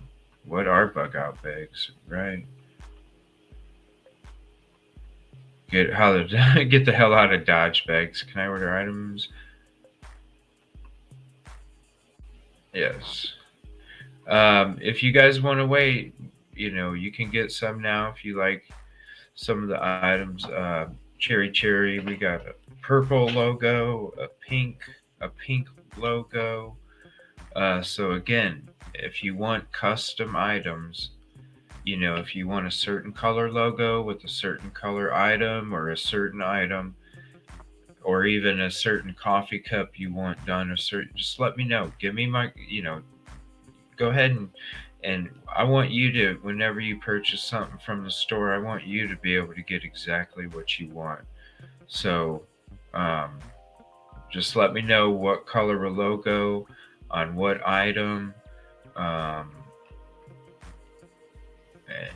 Just email me, Twitter, Facebook, whatever. Send me a message. Let me know what you want. I'll go ahead and put it together, and I'll even name it after your YouTube name. I'll just say, Evil CJ Kib Kitty Coffee Cup. And that'll be, what you specifically want, or whatever it is, what you specifically want. And then people can also be like, oh, that's Kib Kitty's. That's what Kib Kitty wanted for her custom coffee cup. Just let me know. Hit me up with the message. It doesn't take that long to make it. Seriously. And then once you see your YouTube name or whatever you want, you'll know that it's yours, and then you can just go ahead and click it.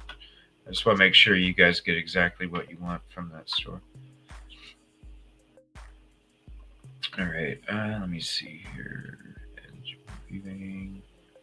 Okay, we're going to show some of this. Then I'm going to go to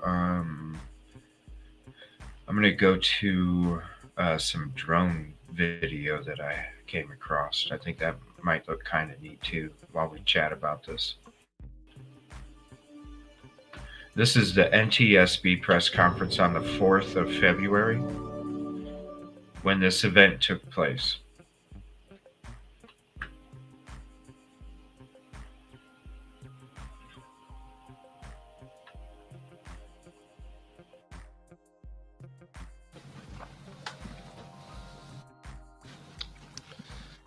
Good afternoon, everybody. I am Michael Lumber with the National Transportation Safety Board. Joining me today is our investigator in charge, Ruben Payan. The NTSB arrived on scene this afternoon to investigate the February 3rd Norfolk Southern freight train derailment in East Palestine, Ohio.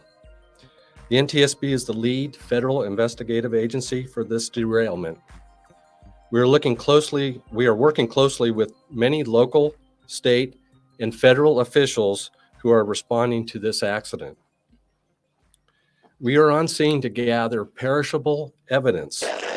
Our team methodically and systematically reviews all evidence and considers all potential factors to determine the probable cause and make any necessary safety recommendations. This is the beginning of a long process. We will not jump to any conclusions, and the information that I provide today is preliminary. A preliminary report of this accident is expected in 4 to 6 weeks. However, a full NTSB investigation lasts 18 to 24 months before a final report is released. Yesterday at 8:55 p.m. Eastern Standard Time, an eastbound train which originated in Madison, Illinois, and en route to Conway, Pennsylvania, derailed in East Palestine, Ohio.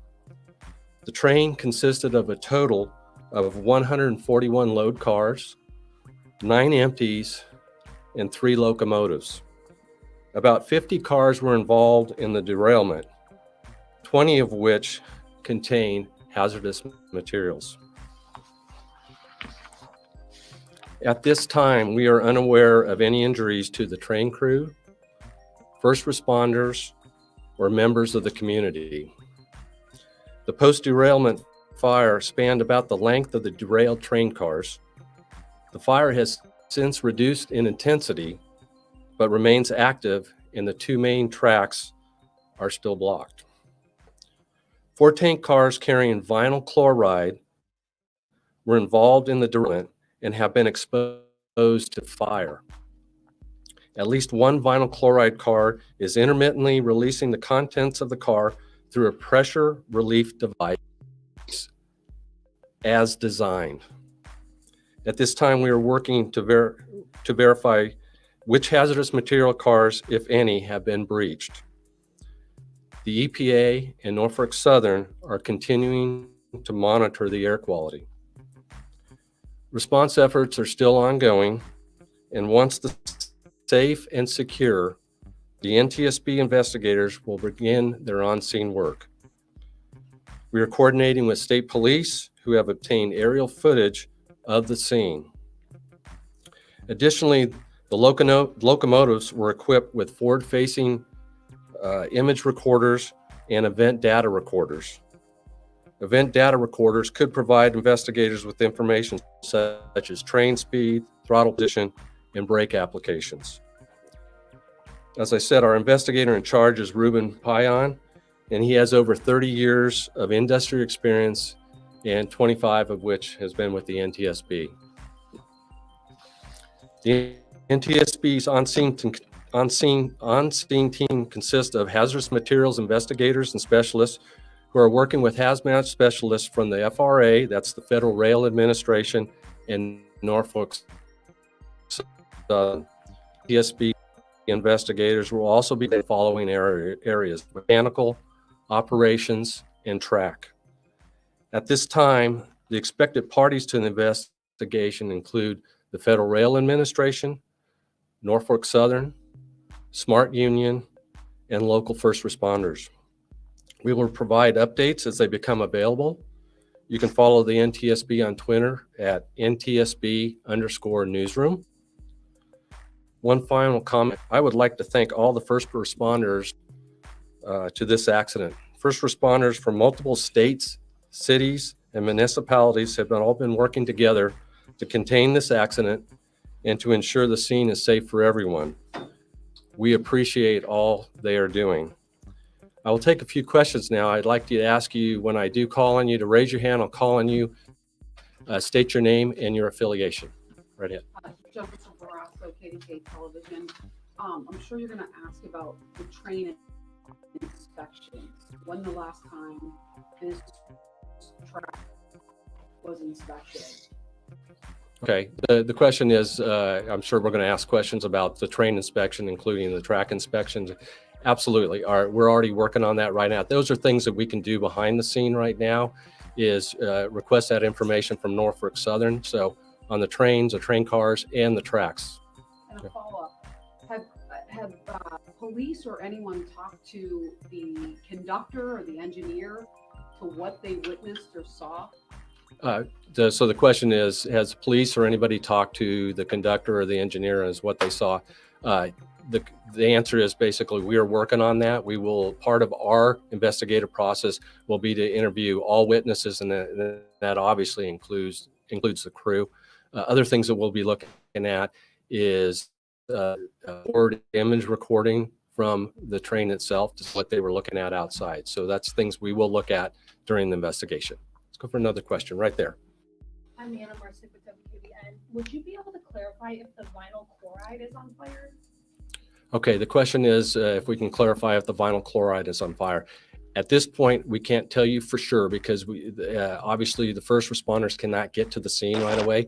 As I said, we are aware one of the cars is releasing some of its pressure, and that is normal. That's how that car is designed, to keep it from exploding or anything like that. So we are monitoring the scene ourselves from a distance through the first responders and the Norfolk Southern people. Can you say if inside the train cars there? You are with? Oh, I'm sorry. I'm from KDKA out of Pittsburgh. Can you say if inside some of the train cars were there? We were told last night there could have been some automobiles inside some of them as well that were all burnt up. Some of them did obviously have those chemicals in them as well. What was inside this? What was this carrying? Okay, your question is asking what is the consist of the car, of each of the rail cars in that? Yeah, I know you mentioned the number of road cars and the number of FMCs and locomotives. We have some preliminary information on what the consist of each rail car, what they would be carrying. At this point, we haven't had a chance to verify that list was actually out there on the tracks. So again, this is we won't from release 11 any of that days information until we can verify and confirm that. Any sense also how long this is going to continue being on fire and possibly exposing these chemicals to the air? The question is, do you have any idea how long this is going to continue as a first responder response, and then the follow on, and how long it'll take to clear tracks and all that? At this point, I can't tell you the exact time, because it is an active fire scene. So we're relying on the expertise of the hazardous material experts to let us know when they can get in there and eliminate the fire, and then they can safely secure the scene to where we can get in there and start investigating and moving rail cars and eventually get them off the tracks and repair tracks. So I just don't know at this time how long. But are you even able to really get to your investigation at this time because of that, or not as much as you'd like to? The question is, are we able to get to our investigation at this time while we wait? Yes, we are able to start investigating. We're trying to get information right now on the consist of the cars. We're trying to verify that. We won't be able to do that completely till we get on the scene. Other things we're going to do is, I'm sure by tomorrow, we're hopefully going to be downloading data from the locomotives. That'll be things that we're going to look at. We're also trying to verify, looking at the hazardous material contents as to what we'll be dealing with. We're also reviewing imagery from flyovers from the state police aircraft, and I believe there was some drone footage out there too that we're looking at. So yes, we're starting. We're also having a progress meeting, team meeting tonight with all the party members. Okay. Yes, right here. Stephen Lanfield, WPXI, NBC Pittsburgh. Talk about vinyl chloride. Have you ever dealt with this chemical before, and how big of a deal is this? What type of danger are we looking at? I am not a hazardous material expert, but I don't know. You want to speak to that a little bit, or not really. I mean, if you, it is one of the chemicals that's there, but there's also other hazardous materials in there. So right now they're all posing danger to us. So we're treating them all equally as hazmat right now. No, as a follow-up, don't they carry a manifest that would tell you what on those? I mean, we all see the good question on the train. This is from 11 days ago, just to remind everybody. Is there something that concerns you guys that maybe the public should know about? Okay, the question is basically, do the trains carry a manifest, or a load consist of what all the cars have in them? Very important question. And the question is, yes, we have a copy of that. We are looking at all the different chemicals. Part of that, there's always a concern when you have hazardous materials. There's a concern with the rest of the rail cars out there too, and what it might be involved out there that's not considered hazardous material. We're looking at that closely. That's why the EPA and Norfolk Southern are out there doing air quality testing as we speak, and will continue to be there until everything's cleaned up. So right here. Bryce with KDK out of Pittsburgh. Can you just explain what vinyl chloride is, kind of layman terms, so everybody can understand it? The question is, can I explain what vinyl chloride is? Do you have a bit? I don't have, I will tell you, I don't have our hazardous material expert with us at this time. I would defer that to him because I'm not an expert in that area. But yeah, 2 more questions. What is the speed limit on this track? The question is, what is the speed limit on the track? I think preliminary wise, we determined it's 45 miles per hour on the track. But we do not have and have not verified the speed of the actual train that was going through on the track. Will there be a black box or something? The event recorder will be able to tell us that exact information. Follow-on question? Was there any, like, hey, there's something wrong, or was it just any inkling from the driver? Or this report's going to be very interesting. Hey, I can't wait till it comes out. The question is, was there any inkling from the conductor or the engineer that there was an issue at this point? As I told you earlier, we have not interviewed the engineer and conductor. That will be done in the very near future here, and we'll be able to get a better idea what's going on there. We're also looking at a lot of different footage that has been provided to the investigators out there to determine if there's some data on footage that we have from videos and cameras that might tell us something more, that what might have happened to cause this accident. One more question. Do you know where the train is going and coming from? The question is, do we know where the train was going and coming from? Yes, it was, I believe I stated that at the beginning. Sorry, that's all right. I don't want to wait for questions. Yeah.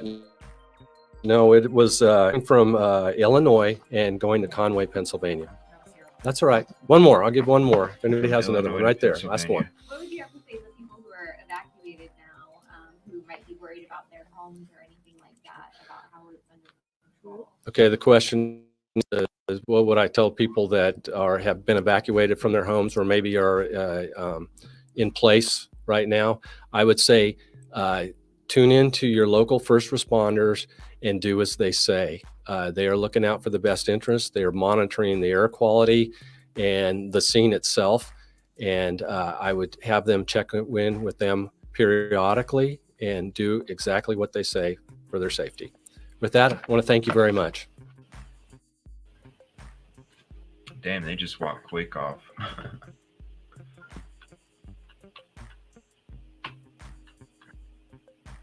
That was an interesting little watch there. Yeah, I'm going to play some of this drone footage. I got some of the accident and then the aftermath, both drone footage that I'm going to show. That was from 11 days ago. I just want to remind everybody. I can't wait for that report. So you said they have up to 30 days or something? Is that they can take up to 30 days, or that's typically when it happens? In the video, they just said in the beginning of it, they'll have a preliminary report in 4 to 6 weeks, which is what's typical, and it'll be 18 to 24 months for a final investigation report. Oh, wow. So their So we preliminary could take is almost a what they year think, longer. and then this will be, I would guess, probably from what he's saying, around 2 years from now before we actually find out just exactly what happened.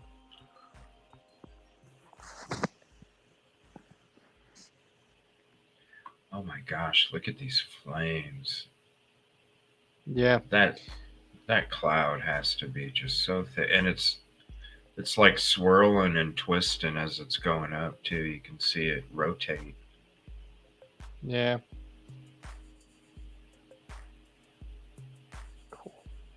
And why are there people yeah. like driving around?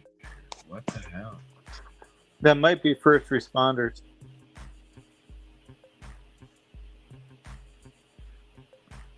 It looks like people But yeah, chaotically turning around like they. Oh my gosh, look at that. yeah. Saying from This all is the from ABC 7.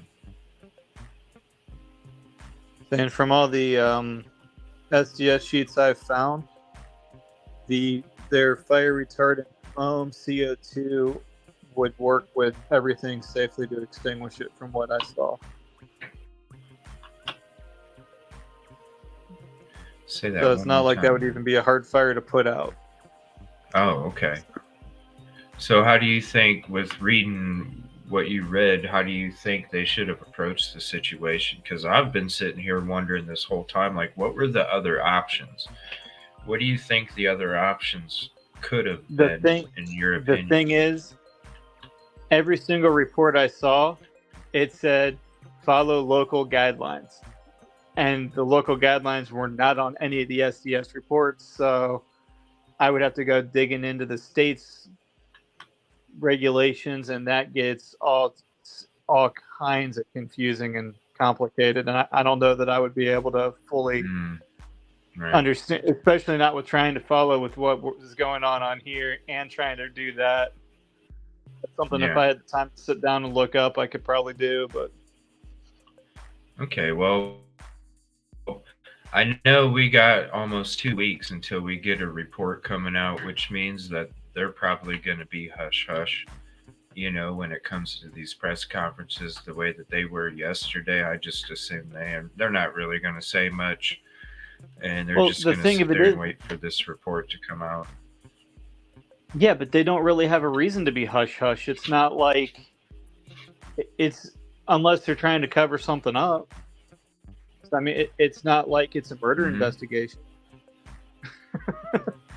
You know, it's a series of events. It's a series of failures or people making mistakes that led to this. It's just like in every aviation accident.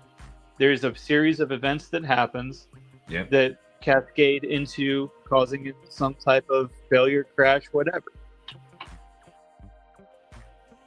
I also follow a lot of aviation accident stories, so I'm actually like, I'm on the NTSB website a lot more than I probably should be.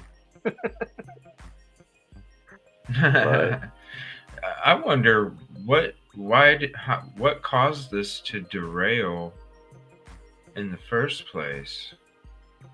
I know from that there everything was I've seen, sparks going from on. everything I've seen, they're not even sure. I heard something about somebody, or I heard something about somebody said that one of the cars was dropping sparks for like 20 miles, but it didn't. It like where it's supposed to indicate that something's too hot and tell the train to shut down. It didn't work, or it wasn't too hot when it went over one, and there wasn't one for 20 miles before it happened. It was like that train's got to have a way of knowing that something's not turning right.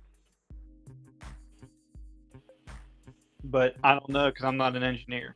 Right. Well, because I almost got that job though. I almost got that job. I'm not even kidding. I was actually like. Well, I know it was spotted on surveillance.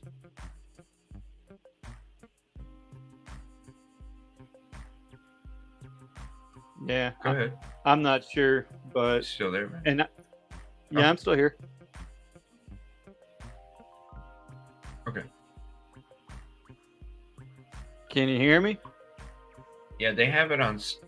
Yeah, they have it on surveillance in Salem, Ohio.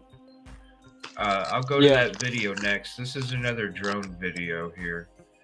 Let me hit that like on that. This is another drone video here from V12 Productions.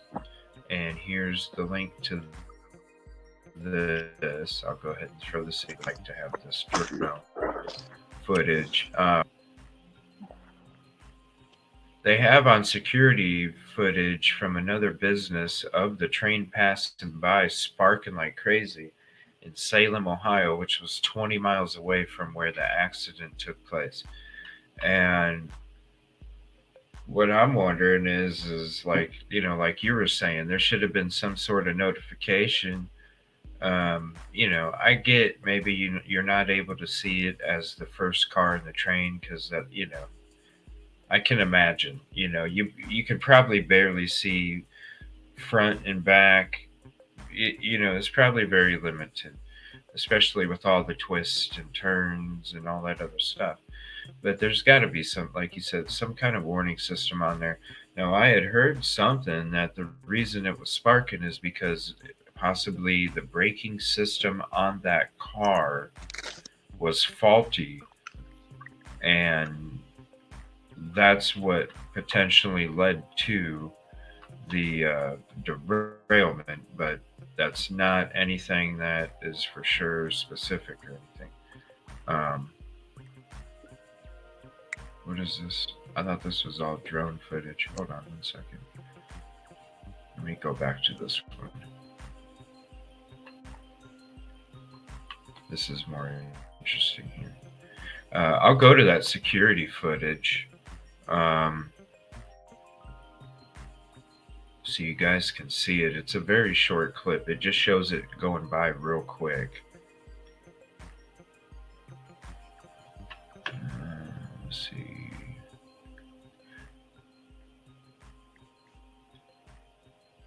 And then there's a couple other videos I want to hit on. One about Gottlieb or somebody that just, I guess, isn't doing what somebody in the government of Ohio. Maybe you know who I'm talking. Some Gottlieb dude or something. Do you know who I'm talking about? Not off the top of my head. Some kind of government person that's not doing what he's supposed to for this community. I don't know. We're going to go into that video too. Like I said, I don't know the politics. Huh? I don't know the politics. Dwine? No, not Dwine. Don't do his job.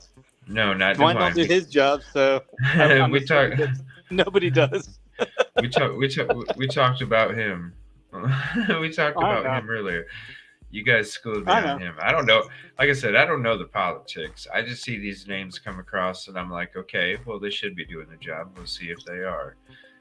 This is the security. I don't think he is. Here. Tonight, pretty sunny. Oh, here, let me mute that real quick. It's hard to see, but let me go to full screen. It's hard to see. This is security footage. Oh, is it going to go back to it? Here, right here. So it's security footage from another business, and you can see how that's giving off some pretty good light. But again, who knows? That car could have been in the way back. But that thing's going off. That's for sure. Which show preliminary indications of mechanical issues on one of the rail car axles. That second video came from a processing plant a mile down the track, also in Salem. In front of that plant is a hood which temperature the axles as the train passes and sounds an alert. Heated. The crew did receive from a wayside defect detector before the derailment, indicating a mechanical issue.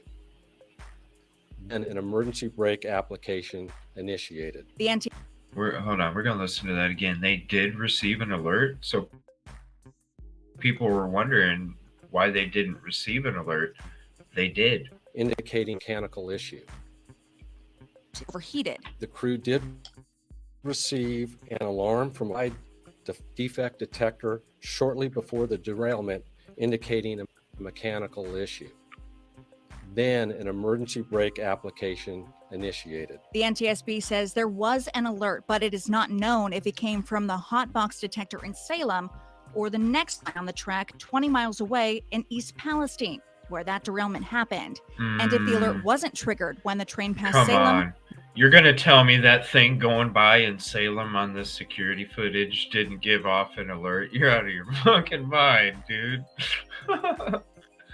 What the hell? Well, the problem is 20 if it had miles just away, started Kel. and it wasn't over. The problem with that, though, is if it had just started sparking like a half mile before, if it wasn't over the temperature, they might not have actually had the alert pop up. Because that's Yeah, the it could have problem been that we a run into. faulty. Yeah, it could have been a faulty indicator, but I don't know. Yeah, and I got a bunch of emails I got to get from Kelt too. Kelt, if there's a specific email, and I'm getting through the rest of the chat here real quick. If there's a specific email you want me to get to first, Kelt, let me know. I wanted to wait to get to your emails until you were on the show. I like to try and do that when people send me links. I want to make sure that I use them when they're on. And if you'd like to hop up, Kelt, you're more than welcome. Did you see the side of the train? Yeah, that's what it looked like. It was already. Good night, Kib Kitty. It was already it. I mean, I'm gonna keep playing this, but it was definitely. You can definitely see this thing. Freaking look at that. Right there. I'll just pause it right there. This was taken 20 miles away from where the derailment happened. This was taken in Salem, Oregon, and then the derailment was 20 miles later. That'd be Salem, Ohio, not Oregon. Yeah, Salem, Ohio. Yeah. Good night, Kib Kitty. I appreciate you. Yes, thanks for hopping in, Dre, after your long day, too. Yeah, so this is what it looks like. I would have to imagine, and then they're saying this is where one of the hotbox detectors is located, too. So I don't know how a hotbox detector wouldn't be detecting that. That's pretty much the whole. There's 3 separate flames on there on the bottom. If I can get a better picture, you can see 3 separate flames. Let me slow the speed down here.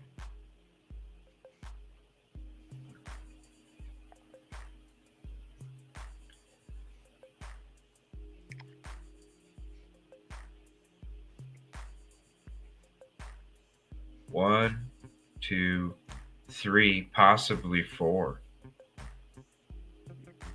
Possibly 4 separate flames underneath this train car. And it even starts extending to the beginning of this one. So it's definitely this one. You can see it's strong enough underneath where the reflection reaches all the way to the top of the train car next to it. And then it's starting to come back here. And this is 20 miles away. Somebody was, eating a burrito or watching an episode of Cheers instead of. That's what I'm just assuming, because if an alert goes through, you're going to be telling this guy, yo, you need to halt right now. Get the local, the fire department should have been called. We're going to be probably at this location when the train's going to be able to be stopped in time. We can meet them somewhere around this area. They already have crew on scene. Something didn't happen.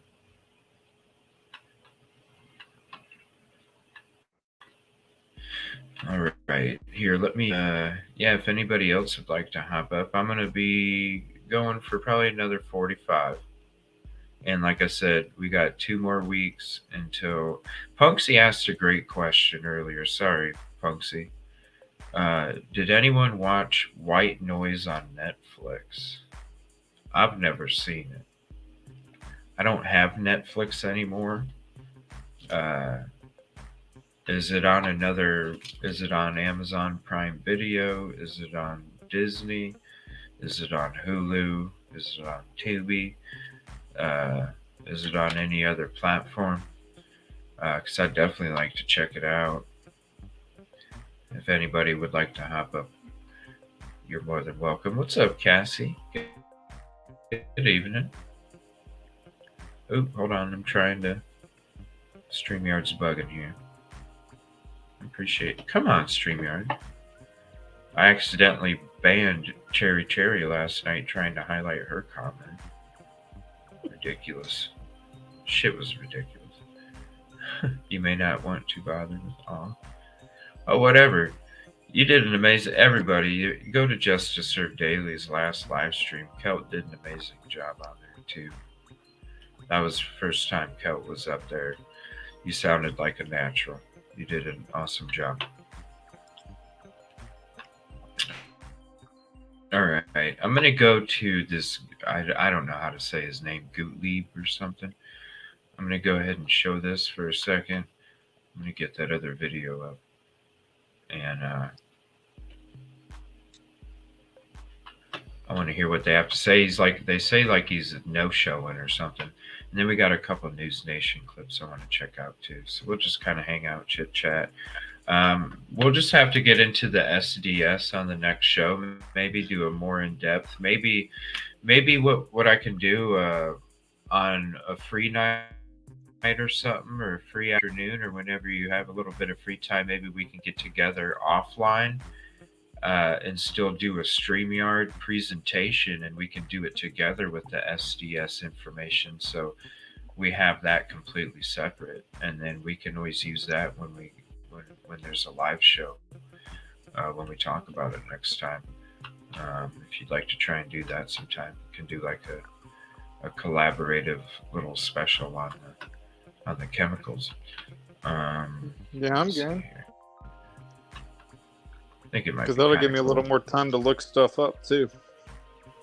Yeah. Because I'd like to I find think them that'd from be nice. several different sources and compare. But that would just take some time on my end to track everything down. Yeah, we got 2 weeks until this report comes out. So, and they ain't gonna be talking about it, so we will. All right, Pete Buttigieg. I'm sorry, I was like Guliev or something. I don't know. Here's this video. It says that he didn't show up or something. He's not doing what he's supposed to be. At least 60. Oh, sorry, I forgot to change the speed here. Ooh, that sounded horrible. Like that.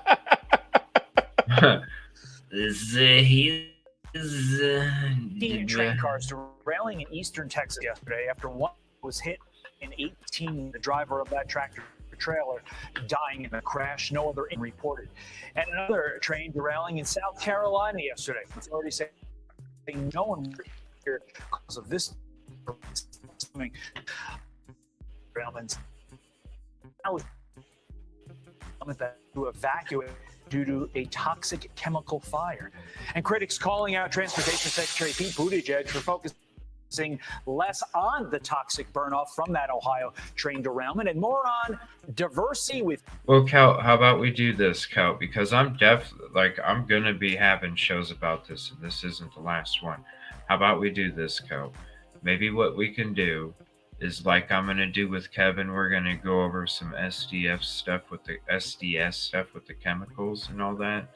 How about you and me can get together sometime and we can do something with all of your information when it comes to the research on the company that owns the trains and the background of all of that stuff. So if you'd like to do that with me sometime, let's do a little special, 30, 45-minute video that we could do offline as well if you'd like to sometime, and then we could showcase that on live.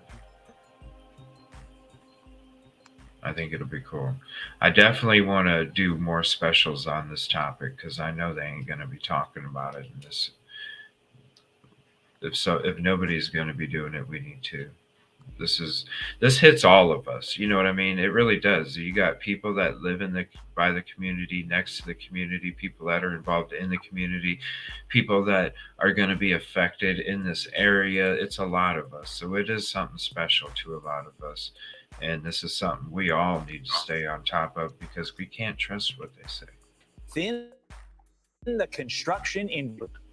We have heard way too many stories from generations past of infrastructure where you got a neighborhood, often a neighborhood of color, that finally sees the project come to them, but everyone in the hard hats on that project looking like, doing the good paying jobs, don't look like they came from anywhere near the neighborhood. Outkick host Tommy Lahren joins us now. Tommy, good morning. You know, he did not verbally express any concern about this derailment and what is happening in Ohio. But he did tweet later on. Finally, he tweeted, "I continue to be concerned about the impacts of the February 3rd train derailment near East Palestine and the effects on families in the 10 days since their lives were upended, though no fault of their own." So is he forgetting that he is the transportation secretary? I mean, because he's obviously concerned with white guys in hard hats.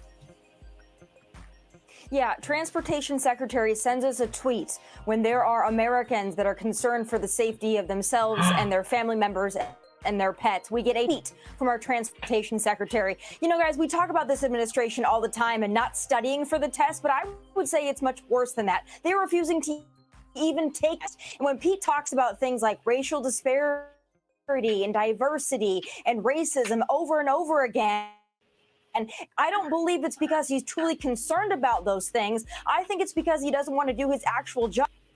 And when you talk about feelings and emotions, and when you race bait continually, you don't actually have to solve any problems. You just convince everybody that they're an oppressor or they're a victim, and you don't have to do your actual job. And that's what we're seeing yet again, not only with Pete Buttigieg, with his Biden administration as a whole. There's a lack of transparency. There's a lack of true caring and understanding for what the people are at the point now where it is blatantly obvious and it is completely unacceptable. Is my mic fixed now? Sorry. I was having issues with my webcam a couple shows ago where for 2 shows it kept shutting off. It kept disconnecting. So I apologize about the microphone tonight. Does it sound better?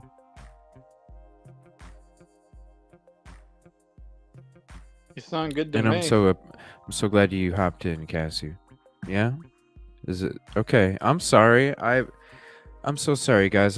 I've been so busy tonight. I have literally 5 things going on while we're watching videos and while we're talking and all this stuff. I really do need like some kind of producer or assistant or something, because it really is tough running a live show and trying to be able to give 100% focus to 5 different things at the same time. And I really do try my best. So I apologize if I miss little bits in chat or if I miss little bits on the video or anything like that. I do apologize. I really try to. Something's gonna make me drink. Oh, geez. So this how do you say his name? Do you know? Buttigieg. I'm not sure how you say it. He's just focusing on different topics instead of the train derailment. Now, there was another video that was talking about him too. And I'm going to check that one out. Let's see, where was that at? We'll get into the News Nation reporter tomorrow night on our Hangout catch-up show.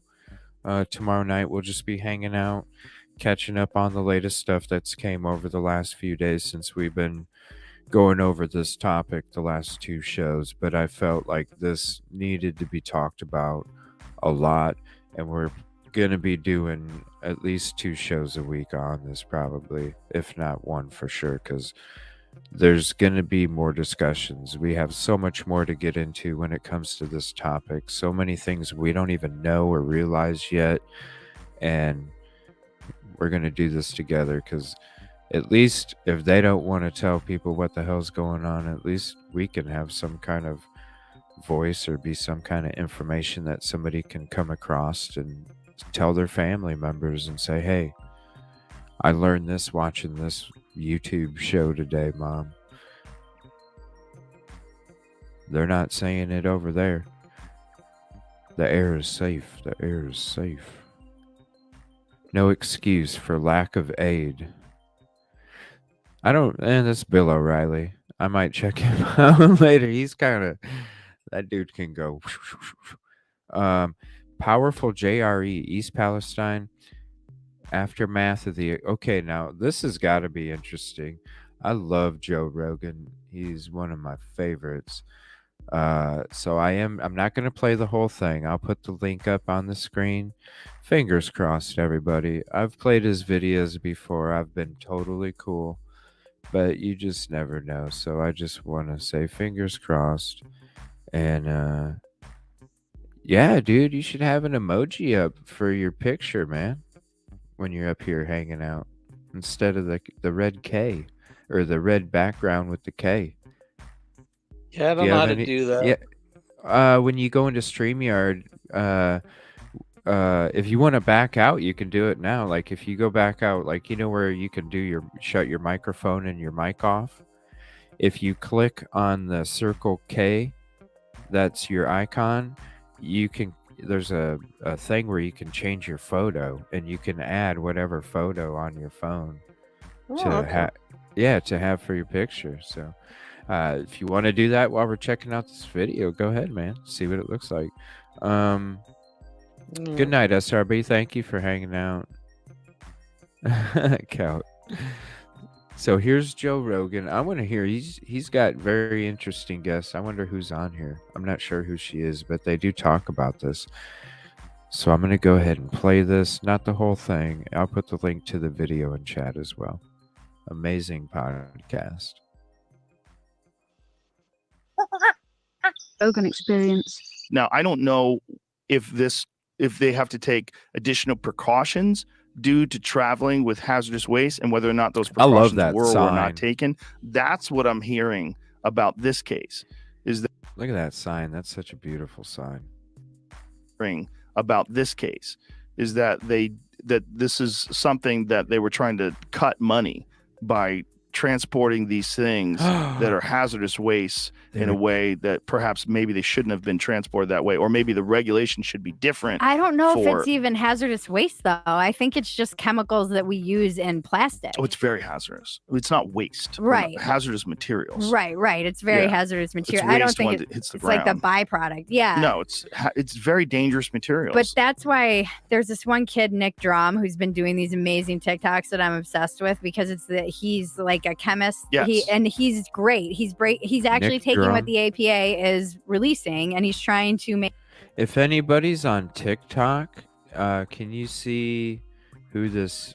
Let me go back to it. It's Nick Drum. Byproduct. Yeah. No, it's very dangerous. I'd like to get into some of those videos in another show too. Materials. But that's why there's this one kid, Nick Drum, who's been doing these amazing TikToks that I'm obsessed with, because he's like a chemist. Yes. He's great. He's actually taking what the APA is releasing, and he's trying to make sense of it. And he's like, why am I think I sent the that to person Jenny. who's doing this? Yeah. Why am I the person who's asking these questions? Because what he mentions is, when you look at the manifest of the chemicals that were on there, what we're looking at is they're doing, what's in the air, but also he was saying there was petroleum. So we're talking about an oil spill too, but no one's talking about that. Well, let's play what he has to say. Rewind that, Jay. He has a bunch. Oh, cool. Well, let's play this. Hold on, let me see if there's any kind of links. Okay, there's no links in here. This is Bridget Phetasy, Phetasy, Bridget.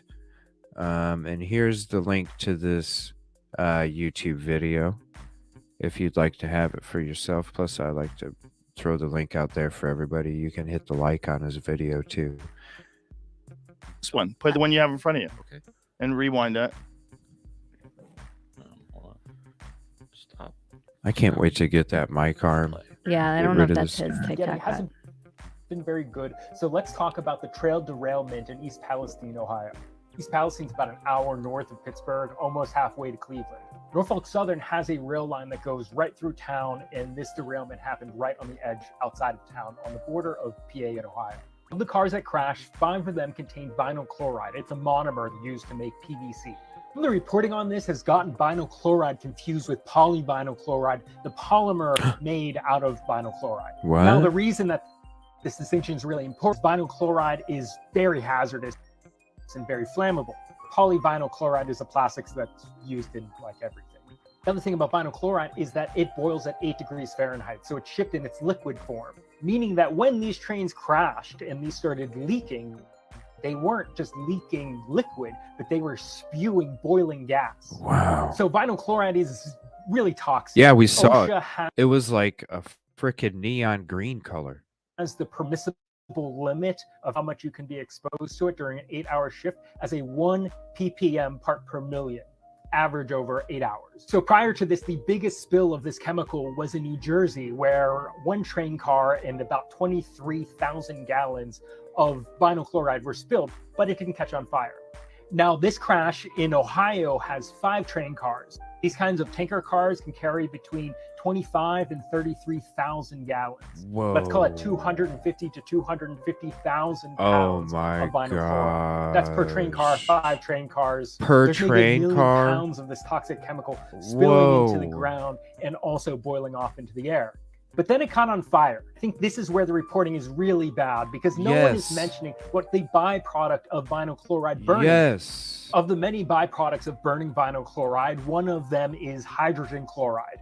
Hydrogen chloride is really unstable and latches onto water, like just water vapor in the atmosphere, and that turns into hydrochloric acid. So right now, government officials from the railroad, both the governor of Pennsylvania and Ohio, are calling burning off the 1 million pounds of this stuff a success. Right. But not mentioning that it means that we have hundreds of thousands of pounds of acid in the air, potentially. Now, ever since engineering school, I've studied a lot of Thank industrial you to this accidents. I dude. just find it really fascinating. And organizations like the Chemical Safety Board, NTSB, and OSHA all have like really good reports available to the public. I think as a designer, it's really good to learn about mistakes. When looking at these kinds of industrial disasters across time, there are a couple things that are pretty universal across all of them. One, the responsible party, in this case, Norfolk Southern Railway, always plays down the reality of the situation. Politicians also just repeat the same lines, and then news outlets just repeat the same. So all we're hearing is the responsible party's word. This hasn't been getting... Right. So, right. Jamie, I also sent you a video that Yeah, we're only hearing the responsible party's word when it comes to all this stuff. You have other organizations that obviously there's, you know, political stuff tied to it, and we're going to be going into the background of that in another show. Investors, stockholders, you know, people that actually could get hurt or make a profit. It's interesting that we watch one of these videos and they say that the company was trying to cut cost, and that's why they were transporting the chemical the way that they were. So I wonder why they were trying to cut cost. I wonder what other things they let slip by or tried to get around because of cost-cutting measures. I'm wondering what the deeper story is to all this. I wonder what else they're hiding. And I want to know what happened to this notification from this box when it came to that rail car sparking and being on flames like the way it was. What happened there? Who was notified? How was it supposed to go down? This was 20 miles away from where this accident took place when it was on security footage, and it should have hit one of those hot boxes. 20 miles. No, I don't think it's going 60. I don't know. Do you know an average speed of a train, anybody? I'd imagine it's not going 60, but could it be? The NTSB said they believe the speed limit where it went down was 45 miles an hour for the train. All right. So 20 miles distance, and that's at least 30 minutes, right? If you're going 45. yeah, right about. And Half hour. I believe nationally, the fastest speed a train can legally travel is 70 miles an hour. Ooh. But that's like out in the middle of nowhere when it's just straightaways. I should make an Amazon wish list. Keld, I'd like to have you on if you'd like to do a little 30, 45 minute offline thing on StreamYard we can do when it comes to the background and such, and then we can play it. I'd love to have you on the next show too. I think this guy just blew. This is on working for our government. You got that right. No government. It's gonna come out, everybody. Like it's gonna come out. You know, I don't know if we can get more people talking about it. This shit's gonna come out because there's gonna be people that are interested, that have the tools and the availability to get that deeper information, where shit'll come to light. Southern was open for record-breaking profits. I said that. Was open for record-breaking profits. Why were they doing cost-cutting measures transporting this chemical like that then? You know, if they're about to have a record-breaking profit, Maybe that's how they were breaking their record profit, by cutting all the costs. safety stuff. Yeah, we're gonna I've seen it done before. skate cheap, and then if something does happen, we'll deal with it when it takes place. Otherwise, we're just gonna keep rolling, kind of like how they're treating the community. Hey, everything's cool. We'll just deal with you in 15, 20 years later when you can actually prove that what happened is what caused you to, because you have to prove it too. And by then, they'll probably have new people in charge, and they won't have to pay near out what they would have to right now. No. They'll be part of the plan that helps fix it when it gets uncovered. Oh no, we're here to help. Okay, that was the previous administration. Exactly. And even if they have to pay, it won't be near as much. Nope. These poor families and everybody in that area. We'll go to that picture towards the end here. I'm going to finish up this video on Rogan. I'm going to see what he has to say. That TikToker, thank God for him, because, man, that's some good shit. And I'm so happy that he's kind of putting this information out there. Like, people ain't talking about what happens when this stuff is ignited. When we first started talking about it, we read about the cleanup and how you're supposed to remove all ignition sources from it, have nothing to do with ignition. And then they chose to put this in a frickin' trench, and it's like, what? I mean, more shows to come. Shows what it looks like in the area where these clouds are passing over, and it is horrific. It's apocalyptic. It's so terrible. There's a man who's on the ground who's screaming that these aren't storm clouds. These are the clouds of this shit that they're burning from East Palestine, and he's freaking out. And like, animals are dying, pets are dying, fish are dying in the rivers. The idea that they only evacuated a small area. Yeah. Like, you're talking about like miles and miles away from this. Yeah. Animals are dying. This is it. Look at this. Play this. Go full screen with this, because it's so These great. aren't storm clouds.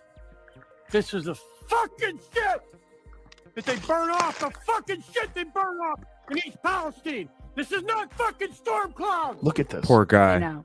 Poor guy. That's got to be so scary. That's got to be so scary. Oh my gosh, look at that. It's fucking insane. It's If you're just Look at listening, that. what we're looking at is just intense black clouds covering this area, and it's daytime, Yeah. and you can't see shit. Oh my gosh. The sky is completely covered in black. Give me the volumes. Shit from East Palestine. They're fucking controlled burn. Yeah, it's The idea is a fucked up. controlled burn is so crazy. Well, I guess because they were worried that it was going to explode. That's why they felt they had to burn. I get it, but there should have been something after it burns. Let's take the burn, have it go this way. You know, I get it. Shit's gonna be contaminated. It was an accident, but contaminate it to a square mile if you can, if that's possible. Why just and then go? It makes me so upset. Burn it. But it did explode, right? Didn't it No, catch they were fire? felt it was going to be a massive explosion. And this would have happened anyway. But there's no other options. And they like in one of that kid's TikToks later on, he talks about how they just buried it. And so people are saying they did this just to get the trains running again, basically, which again, the cynic in me wouldn't doubt. But Yeah, because the governor in that first press conference, he even asked Norfolk Southern, are we going to be able to get the train back up? And, you know, they're like, yes. I mean, that was one of the main concerns in the very beginning in the first press conference was, are we going to be able to get the trains up and running again? Yes. It's interesting they just say that now, because I didn't even think about that until just now. I don't know. I just sent you a text from my editor, Joe Donatelli, who I loved from Playboy. He now lives in Ohio and he's does local news. And I will say local news has been great on this. They're actually reporting. And he said to me, you have to be able to like muster the resources, fact check things. It isn't as fast as the internet where there's a void of information that gets filled. And he did a long thread about what they've learned at the local news station where he is. That's really good. And I recommend people go check it out because I think local news is actually pretty good on this, but it's local news. They're relying on their information from other people. It's a small ass community. You gotta have a ton of people talking about a ton of different stuff. They're gonna know much. You got to talk about it from the source, the people that actually live there, the people that are actually getting affected, the people that have dead animals showing up on their lawn, the people that have dead fish in their creeks and ponds and in their wells, the people that, you know, are feeling the effects of all the chemicals that are inside their body, whether it's their breathing, their respiratory, their health. That's the only way we're going to know the truth about this is from the people, your neighbor. You know, it's your neighbor that's going to be able to help keep the truth out there. It's not going to be these officials. It's not.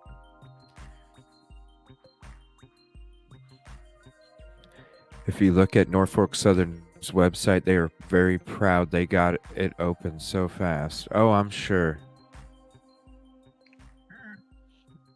And that's exactly right, Coat. Bridges will start giving out. I remember, you know, how long ago was it when all them bridges started falling apart them few years? Was that like 10 years ago? Minneapolis, there was a few of them.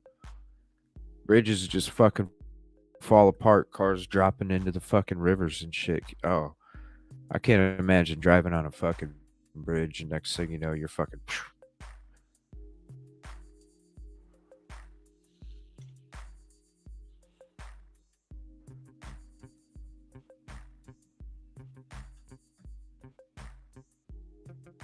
Let me see here.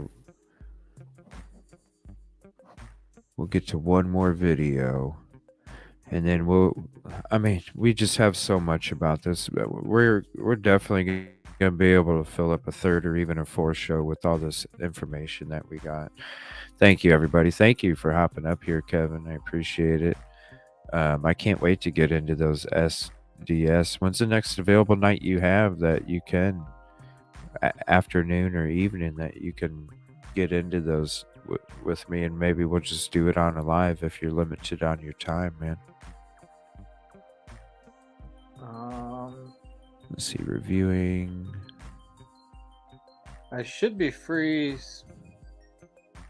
I would say Saturday, but I've got a craft show and I'm going to be up for. Oh, yeah. Well, anytime I have a craft show on Saturday, I'm pulling about a 30-hour day without sleep at least. So Well, we can wait till next week if you want. Next Tuesday. You want to just do that? I actually work next Tuesday. Oh, do you? All right.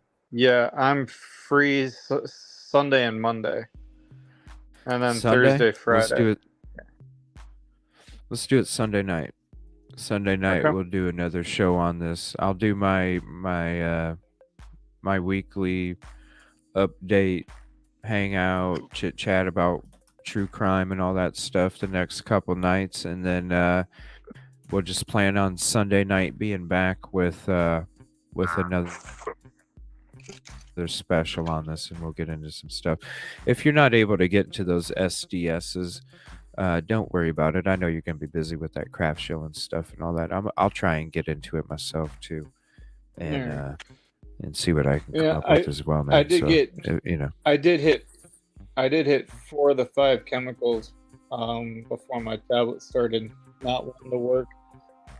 Okay. So, but honestly, assuming I had the right stuff, there isn't anything that looked that crazy to me. But that's when No. I started wondering, well, if this stuff mixes in a weird way, that could be causing some, like I said earlier, some weird chemical reaction that might be something we've never seen before, or even just something that they're not realizing, because I haven't heard anything from their hazardous chemical guy from the NTSB yet, and that's the guy I really want to hear from right now, because I feel like he's going to have the best information on what could be causing what's going on.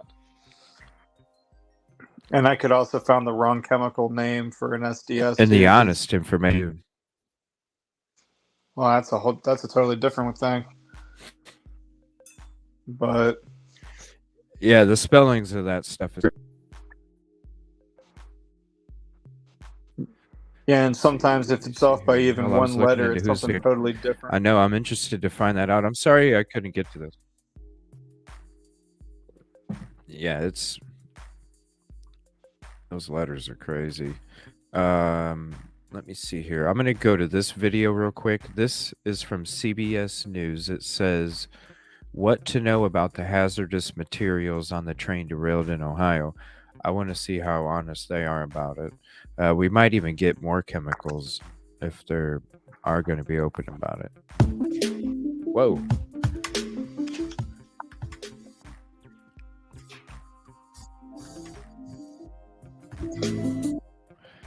Okay, it's going to have music. That's interesting. Oh, wow. This is a good video. I'm going to post the link into chat here. You just need to leave. We're ordering you to leave. Life and death. That music. Officials. Here's the link to this video.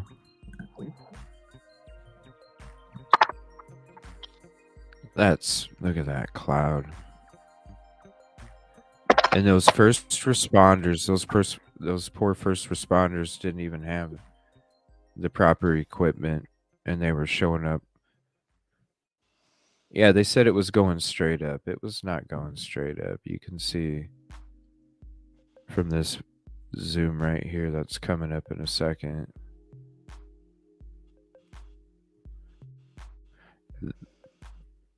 Watch. Oh, it already passed. This right here. Dang it. Right there. That's not straight up. Maybe when you're standing next to it over on this side, it looks like it's going straight up. You know, like you get Possibly. that different angle. But on this angle, no. But I could see when it comes to this other angle coming up, if you're standing back on the other side behind it, I could see how it looks like it's just going up. It wasn't, though. It was a diagonal. Oh, wow. You can see this thing all the way down there. Yeah, see what I mean? Yeah, 'cause then that looks it's straight actually up. blowing that way. Right. And if you you look at the other picture, the darkness is over here. So yeah, if you're standing at a certain spot right behind it, yeah, it's gonna look like it's going straight up. They probably did that on purpose.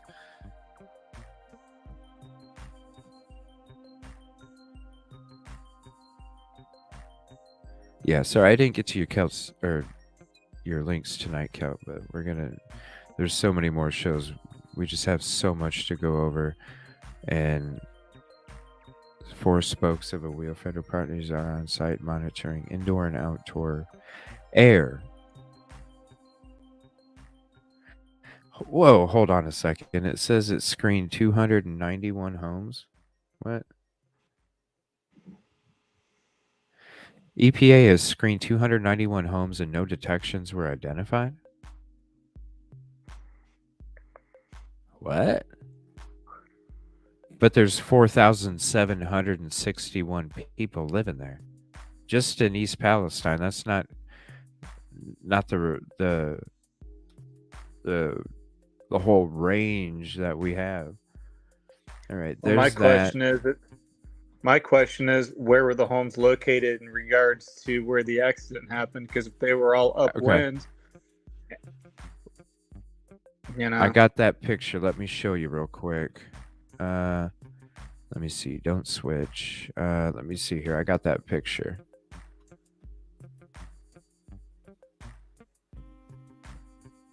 Let's see. Where is that?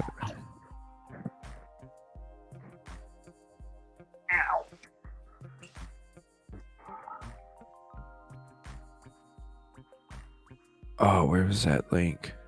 I think it's...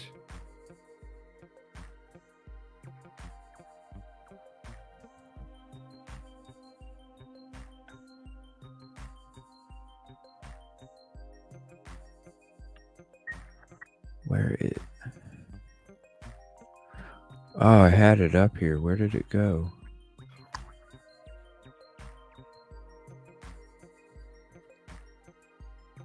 It was basically, here, let me bring up Google Maps, because I can tell you where it was at based on Google Maps. I can't remember where that link was sent.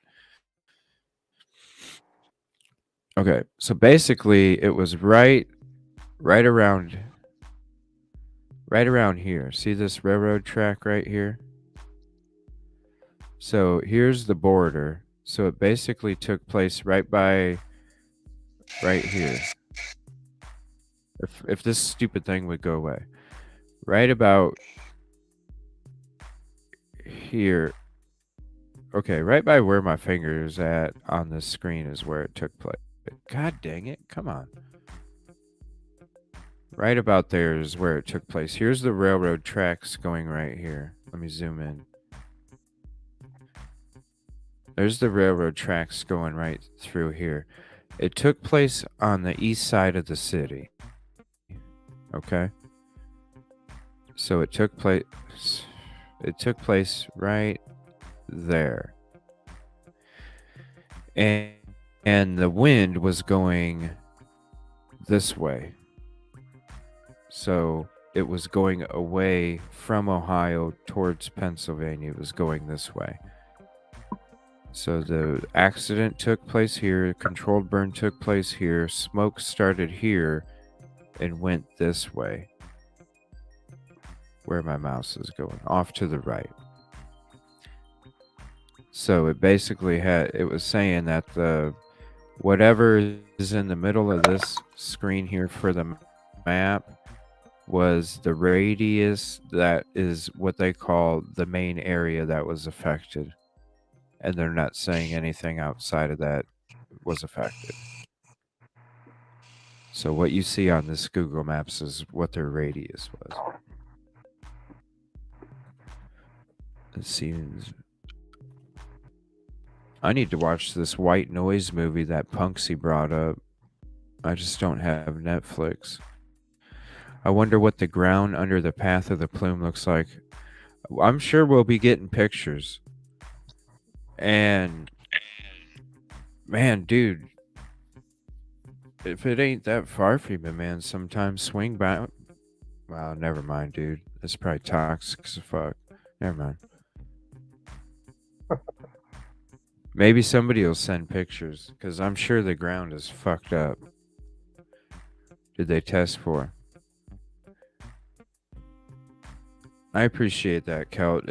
I mean, it's already tough doing a live show and then trying to manage all this information and, I'm trying to do my best. I appreciate it. This is an important topic and this affects a lot of us. This is the way that they're handling this is not cool. And I really don't appreciate it. All right, I'm going to go to video here. This is a family that is going to talk about their experience real quick. It's only a 2-minute video. And then I'm going to go ahead and end the show for the evening. We'll be back Sunday night talking about this topic. Tomorrow night and Friday night, I'm going to do catch-up hangout about whatever's going on out there. Just to get caught up on everything else. And I'll definitely be back Sunday with another show. I might even do get on it maybe at 6 instead of 7 Central, just to have maybe a 4-hour show that we can get even more deeper into this stuff because there's so much to go over, but we need to.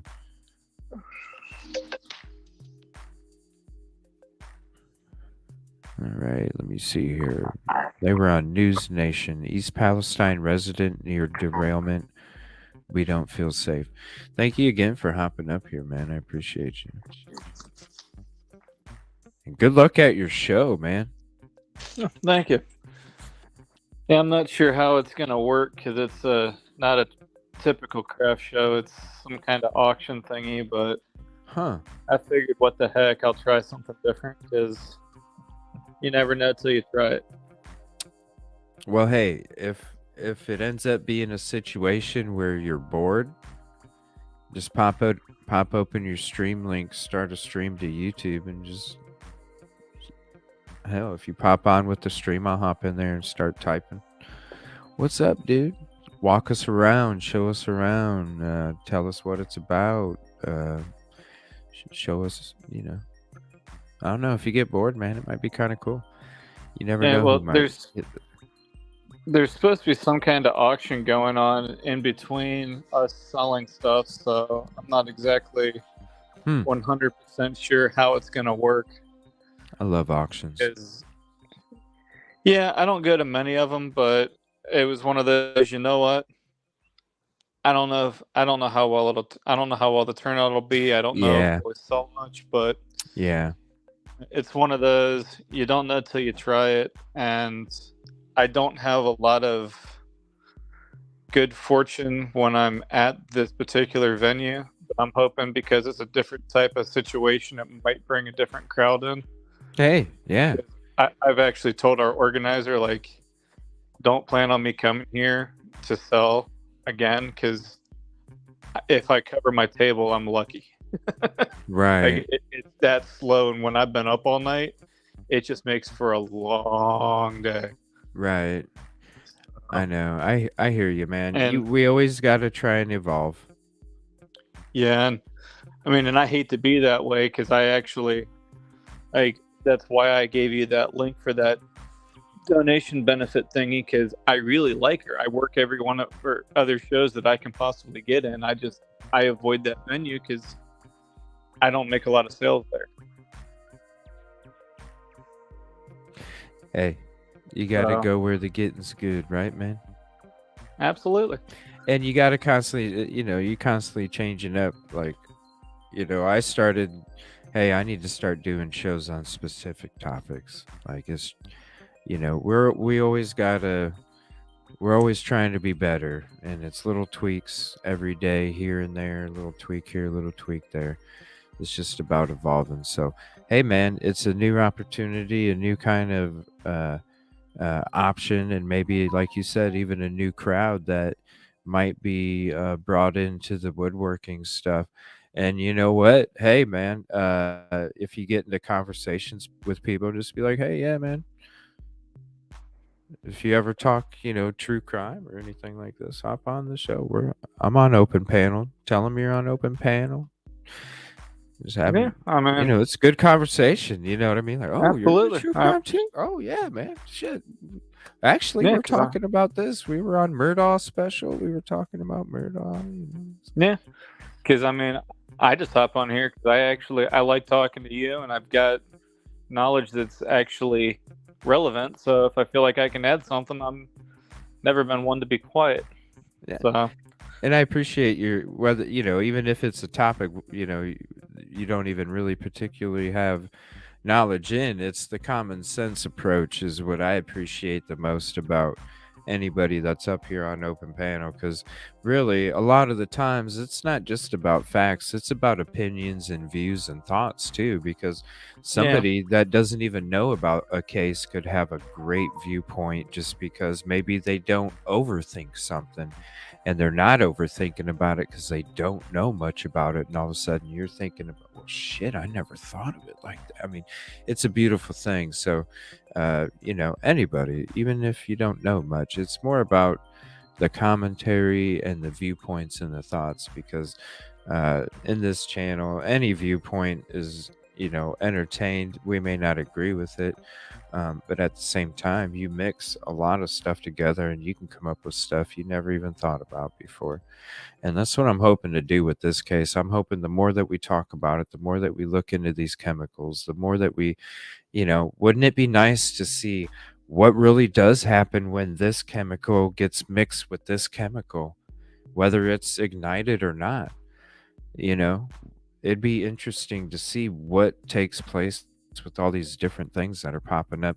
And who knows, you know, maybe, you know, like the guy that spotted the spy balloon up in the sky, you know, in Montana, the aircraft pilot, you know, maybe we could be the person that all of a sudden this gets put together and and it's like, yo, we need to talk about this, people, you know, and it's something that they don't even want nobody to know about, because, you know, that it's just all hush hush, and how all this shit goes down. It's just, it's not cool. It's not fair. yeah.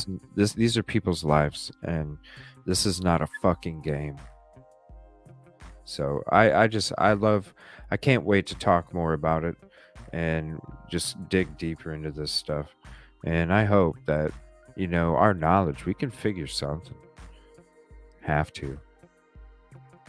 All right. I'm going to go ahead and play this video of this family real quick, and then I'm going to go ahead and end it, and I'll be back tomorrow night at 7.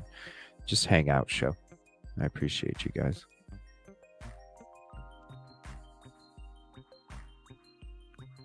Ooh, look at that new picture, Kevin. Yeah. I was wondering if you noticed that. I just did now. I just did now. 900 feet from the derailment. That's where the Thanks rail for being cars up here, actually are, is in your backyard, as I understand it. Hey, the EPA says nothing to worry about. Norfolk Southern says they're cleaning everything up. Tell me just what it's like there. What's it smell like? How do you feel being in your house? What's the drinking water like?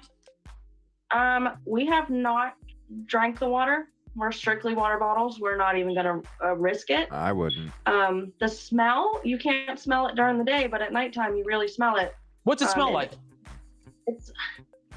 It's kind of like paint thinner. Like it's like a sweet smell, but it's so bad that you can taste it. Wow. It's been horrible. Look, there was about a week that nobody really cared about this story. Nobody really did much about it, except for News Nation. We were there. One of our reporters got arrested covering on it. But put that aside. Now that there's national attention on this, do you have any hope that things are going to be okay? I don't think so. We don't feel safe here. Do you think anybody cares?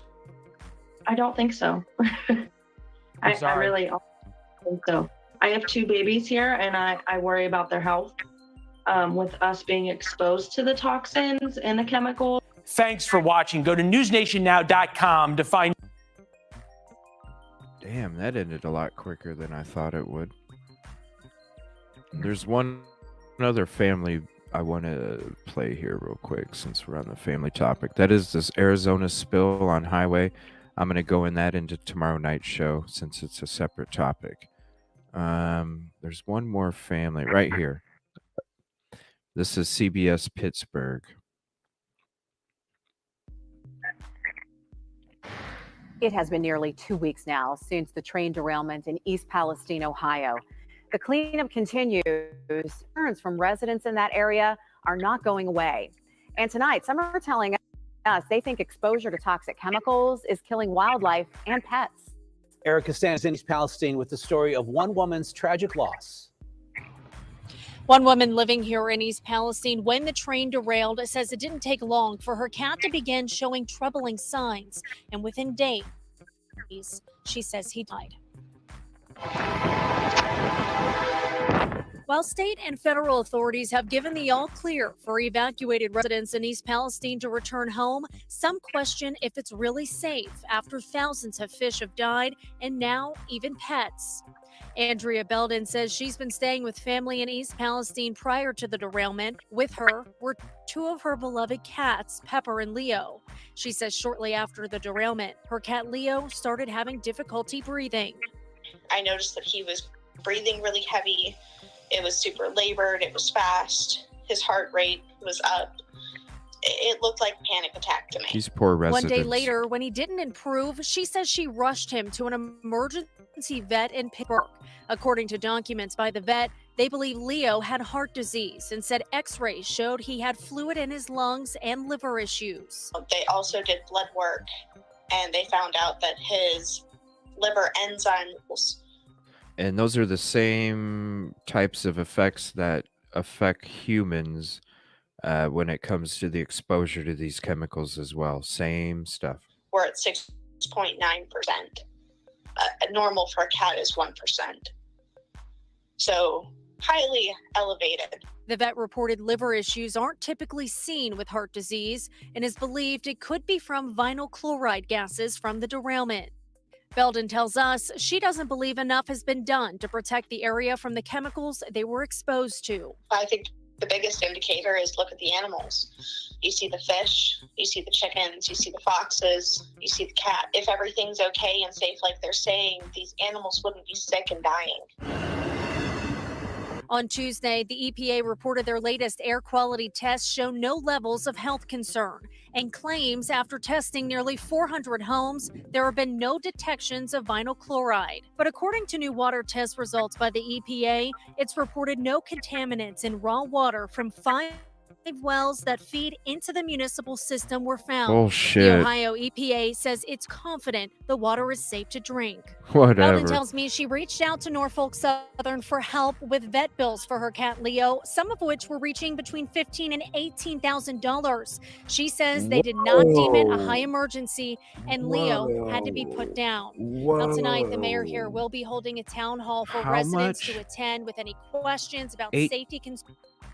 $18,000 Southern for help with vet bills for her cat Leo, some of which were reaching between $15,000 and $18,000. Whoa. She says they did not deem it a high emergency and Leo had to be put down. Now tonight here will be holding a town hall for residents to attend. Now she said two amounts, $15,000 and $18,000. So that's $33,000. Just two of them. And she said multiple, which I'm led to believe Holy there might be crap. some for 1,500, some for 2,000. Yeah, just the two ones that she's mentioned, 15 and 18,000, 33,000 fucking dollars. Holy shit! That's ridiculous. 33,000 fucking dollars for a vet bill? What That's kind of ridiculous. fucking medicine are you using? What the? I'm sorry. That's taking advantage of somebody's fucking. I don't know. Yeah. I don't know. I don't own that fucking kind of business, but I would imagine that's, I don't know. To me, that just, I don't know. I'm not in that business, so I don't know for sure, but it seems like a very large amount. That's crazy. All right, I'm going to go ahead and share this to end the show. Again, I just wanted, this is a picture I got from Allison. Just wanted to post the waterways feeding from the Ohio River system. Decide for yourself whether the East Palestine Trail derailment is as important issue. And I'm going to zoom in on the affected area right here and all the rivers that it affects. You got 11 major rivers that it affects, not to mention all these other little creeks and streams and all such. But all of this area in purple is basically the area that needs to watch out and stay up to date. And any of those if any of those feed to the Mississippi, anything south of Missouri is going to get hit eventually. Looking at that. Yeah. I mean, you're going down. I imagine at least one of those rivers has got to be running that way. Mm-hmm. This is going to be. I think this is going to turn out to be bigger than what they are hoping, because I think they were hoping for a best case scenario when they said, "Oh, let's just burn it because that's the easiest way to clean it up." I mean, my inner pyro's like, "Yeah," but common sense is like, "Is this really?"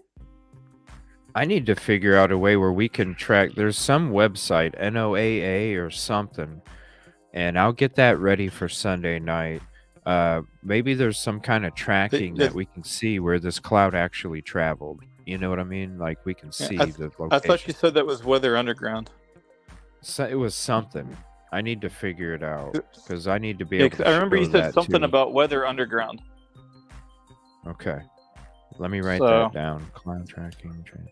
Yeah, I need to be able to show that on the next show too, where this cloud actually went. So all of these communities are notified, because I bet you, you know, people don't even know where this damn thing went. I didn't even know it was a traveling toxic cloud until yesterday's show. Didn't even know. I wouldn't have known about it as soon as I did if it wouldn't have been for listening on work one night. So I appreciate it, man. Yeah, as soon as I seen it popped up, I was like, yo, I need to talk about this. This is not cool. Yeah. Whether you set ground said they were tracking it, but no, and it may have it. But NOAA may have it as well. Yeah, Weather Underground. Okay, so go to Weather Underground. All right, I'll definitely check that out. We'll have that on Sunday's special for this topic again. And if anybody has any information or anything they'd like to add to the show and you'd like to hop up on open panel and discuss it, and I can always screen share it while we talk about whatever you want to talk about. I'm probably going to have an extended show Sunday, honestly. I might even, at least 4 hours, I might even do a 5-hour show. We need to get this stuff out there. And whatever we can do to dig into it. I know we all have those minds, and we all have those passions and the desire and the care for these kind of topics. I know that we could bust out some good information for all these people. I want to say thank you to everybody for hanging out. I appreciate you. I hope everybody has a peaceful and positive night. I'm sorry if you live in these affected communities and states and locations. I'm right there with you. And, you know, even though I may be 8 or 9 or 10 hours away from that location, definitely I can be affected just as much as well. Just, I don't know. It's scary to think about. It makes you wonder, like with all these different sicknesses popping up in the last week, is this associated? Is this associated? Is this associated? You just never know. And unfortunately, we're not going to know for a long time. And the people and the officials behind this realize that. And that's why they're cool with just being downplaying shit, not having to be honest with it. Because if you look at this area right here, you just think about the BP oil spill that happened in the ocean. I'm sure that BP oil spill took up a humongous section as big as that. And you can almost consider that some kind of contamination spill when you're going to that big of location. I don't know why this isn't a natural disaster. I don't know why we don't have funding from the government. I don't know why we don't have assistance being sent out.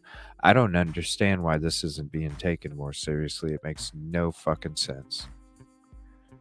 But thank you guys so much. Yeah, what's up, man? Sorry. I was gonna say, I would say it's probably mostly due to sheer incompetence of the people in charge. Like, I mean, I think it's clear by now. I have no respect for DeWine at all because I don't think he can do the job, and I think this is an example of why he can't do the job. Because there's no way burning the stuff off was the best option for getting rid of it.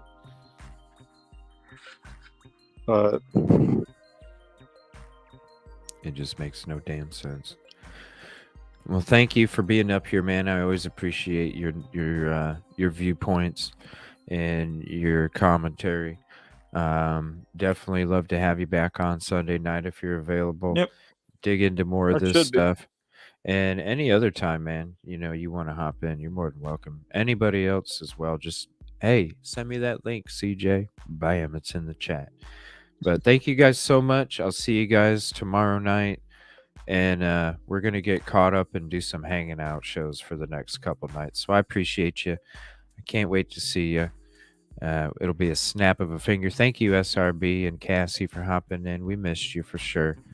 And everybody else, thank you so much for your links, your information, your conversation. And please be safe. I'll see you tomorrow night.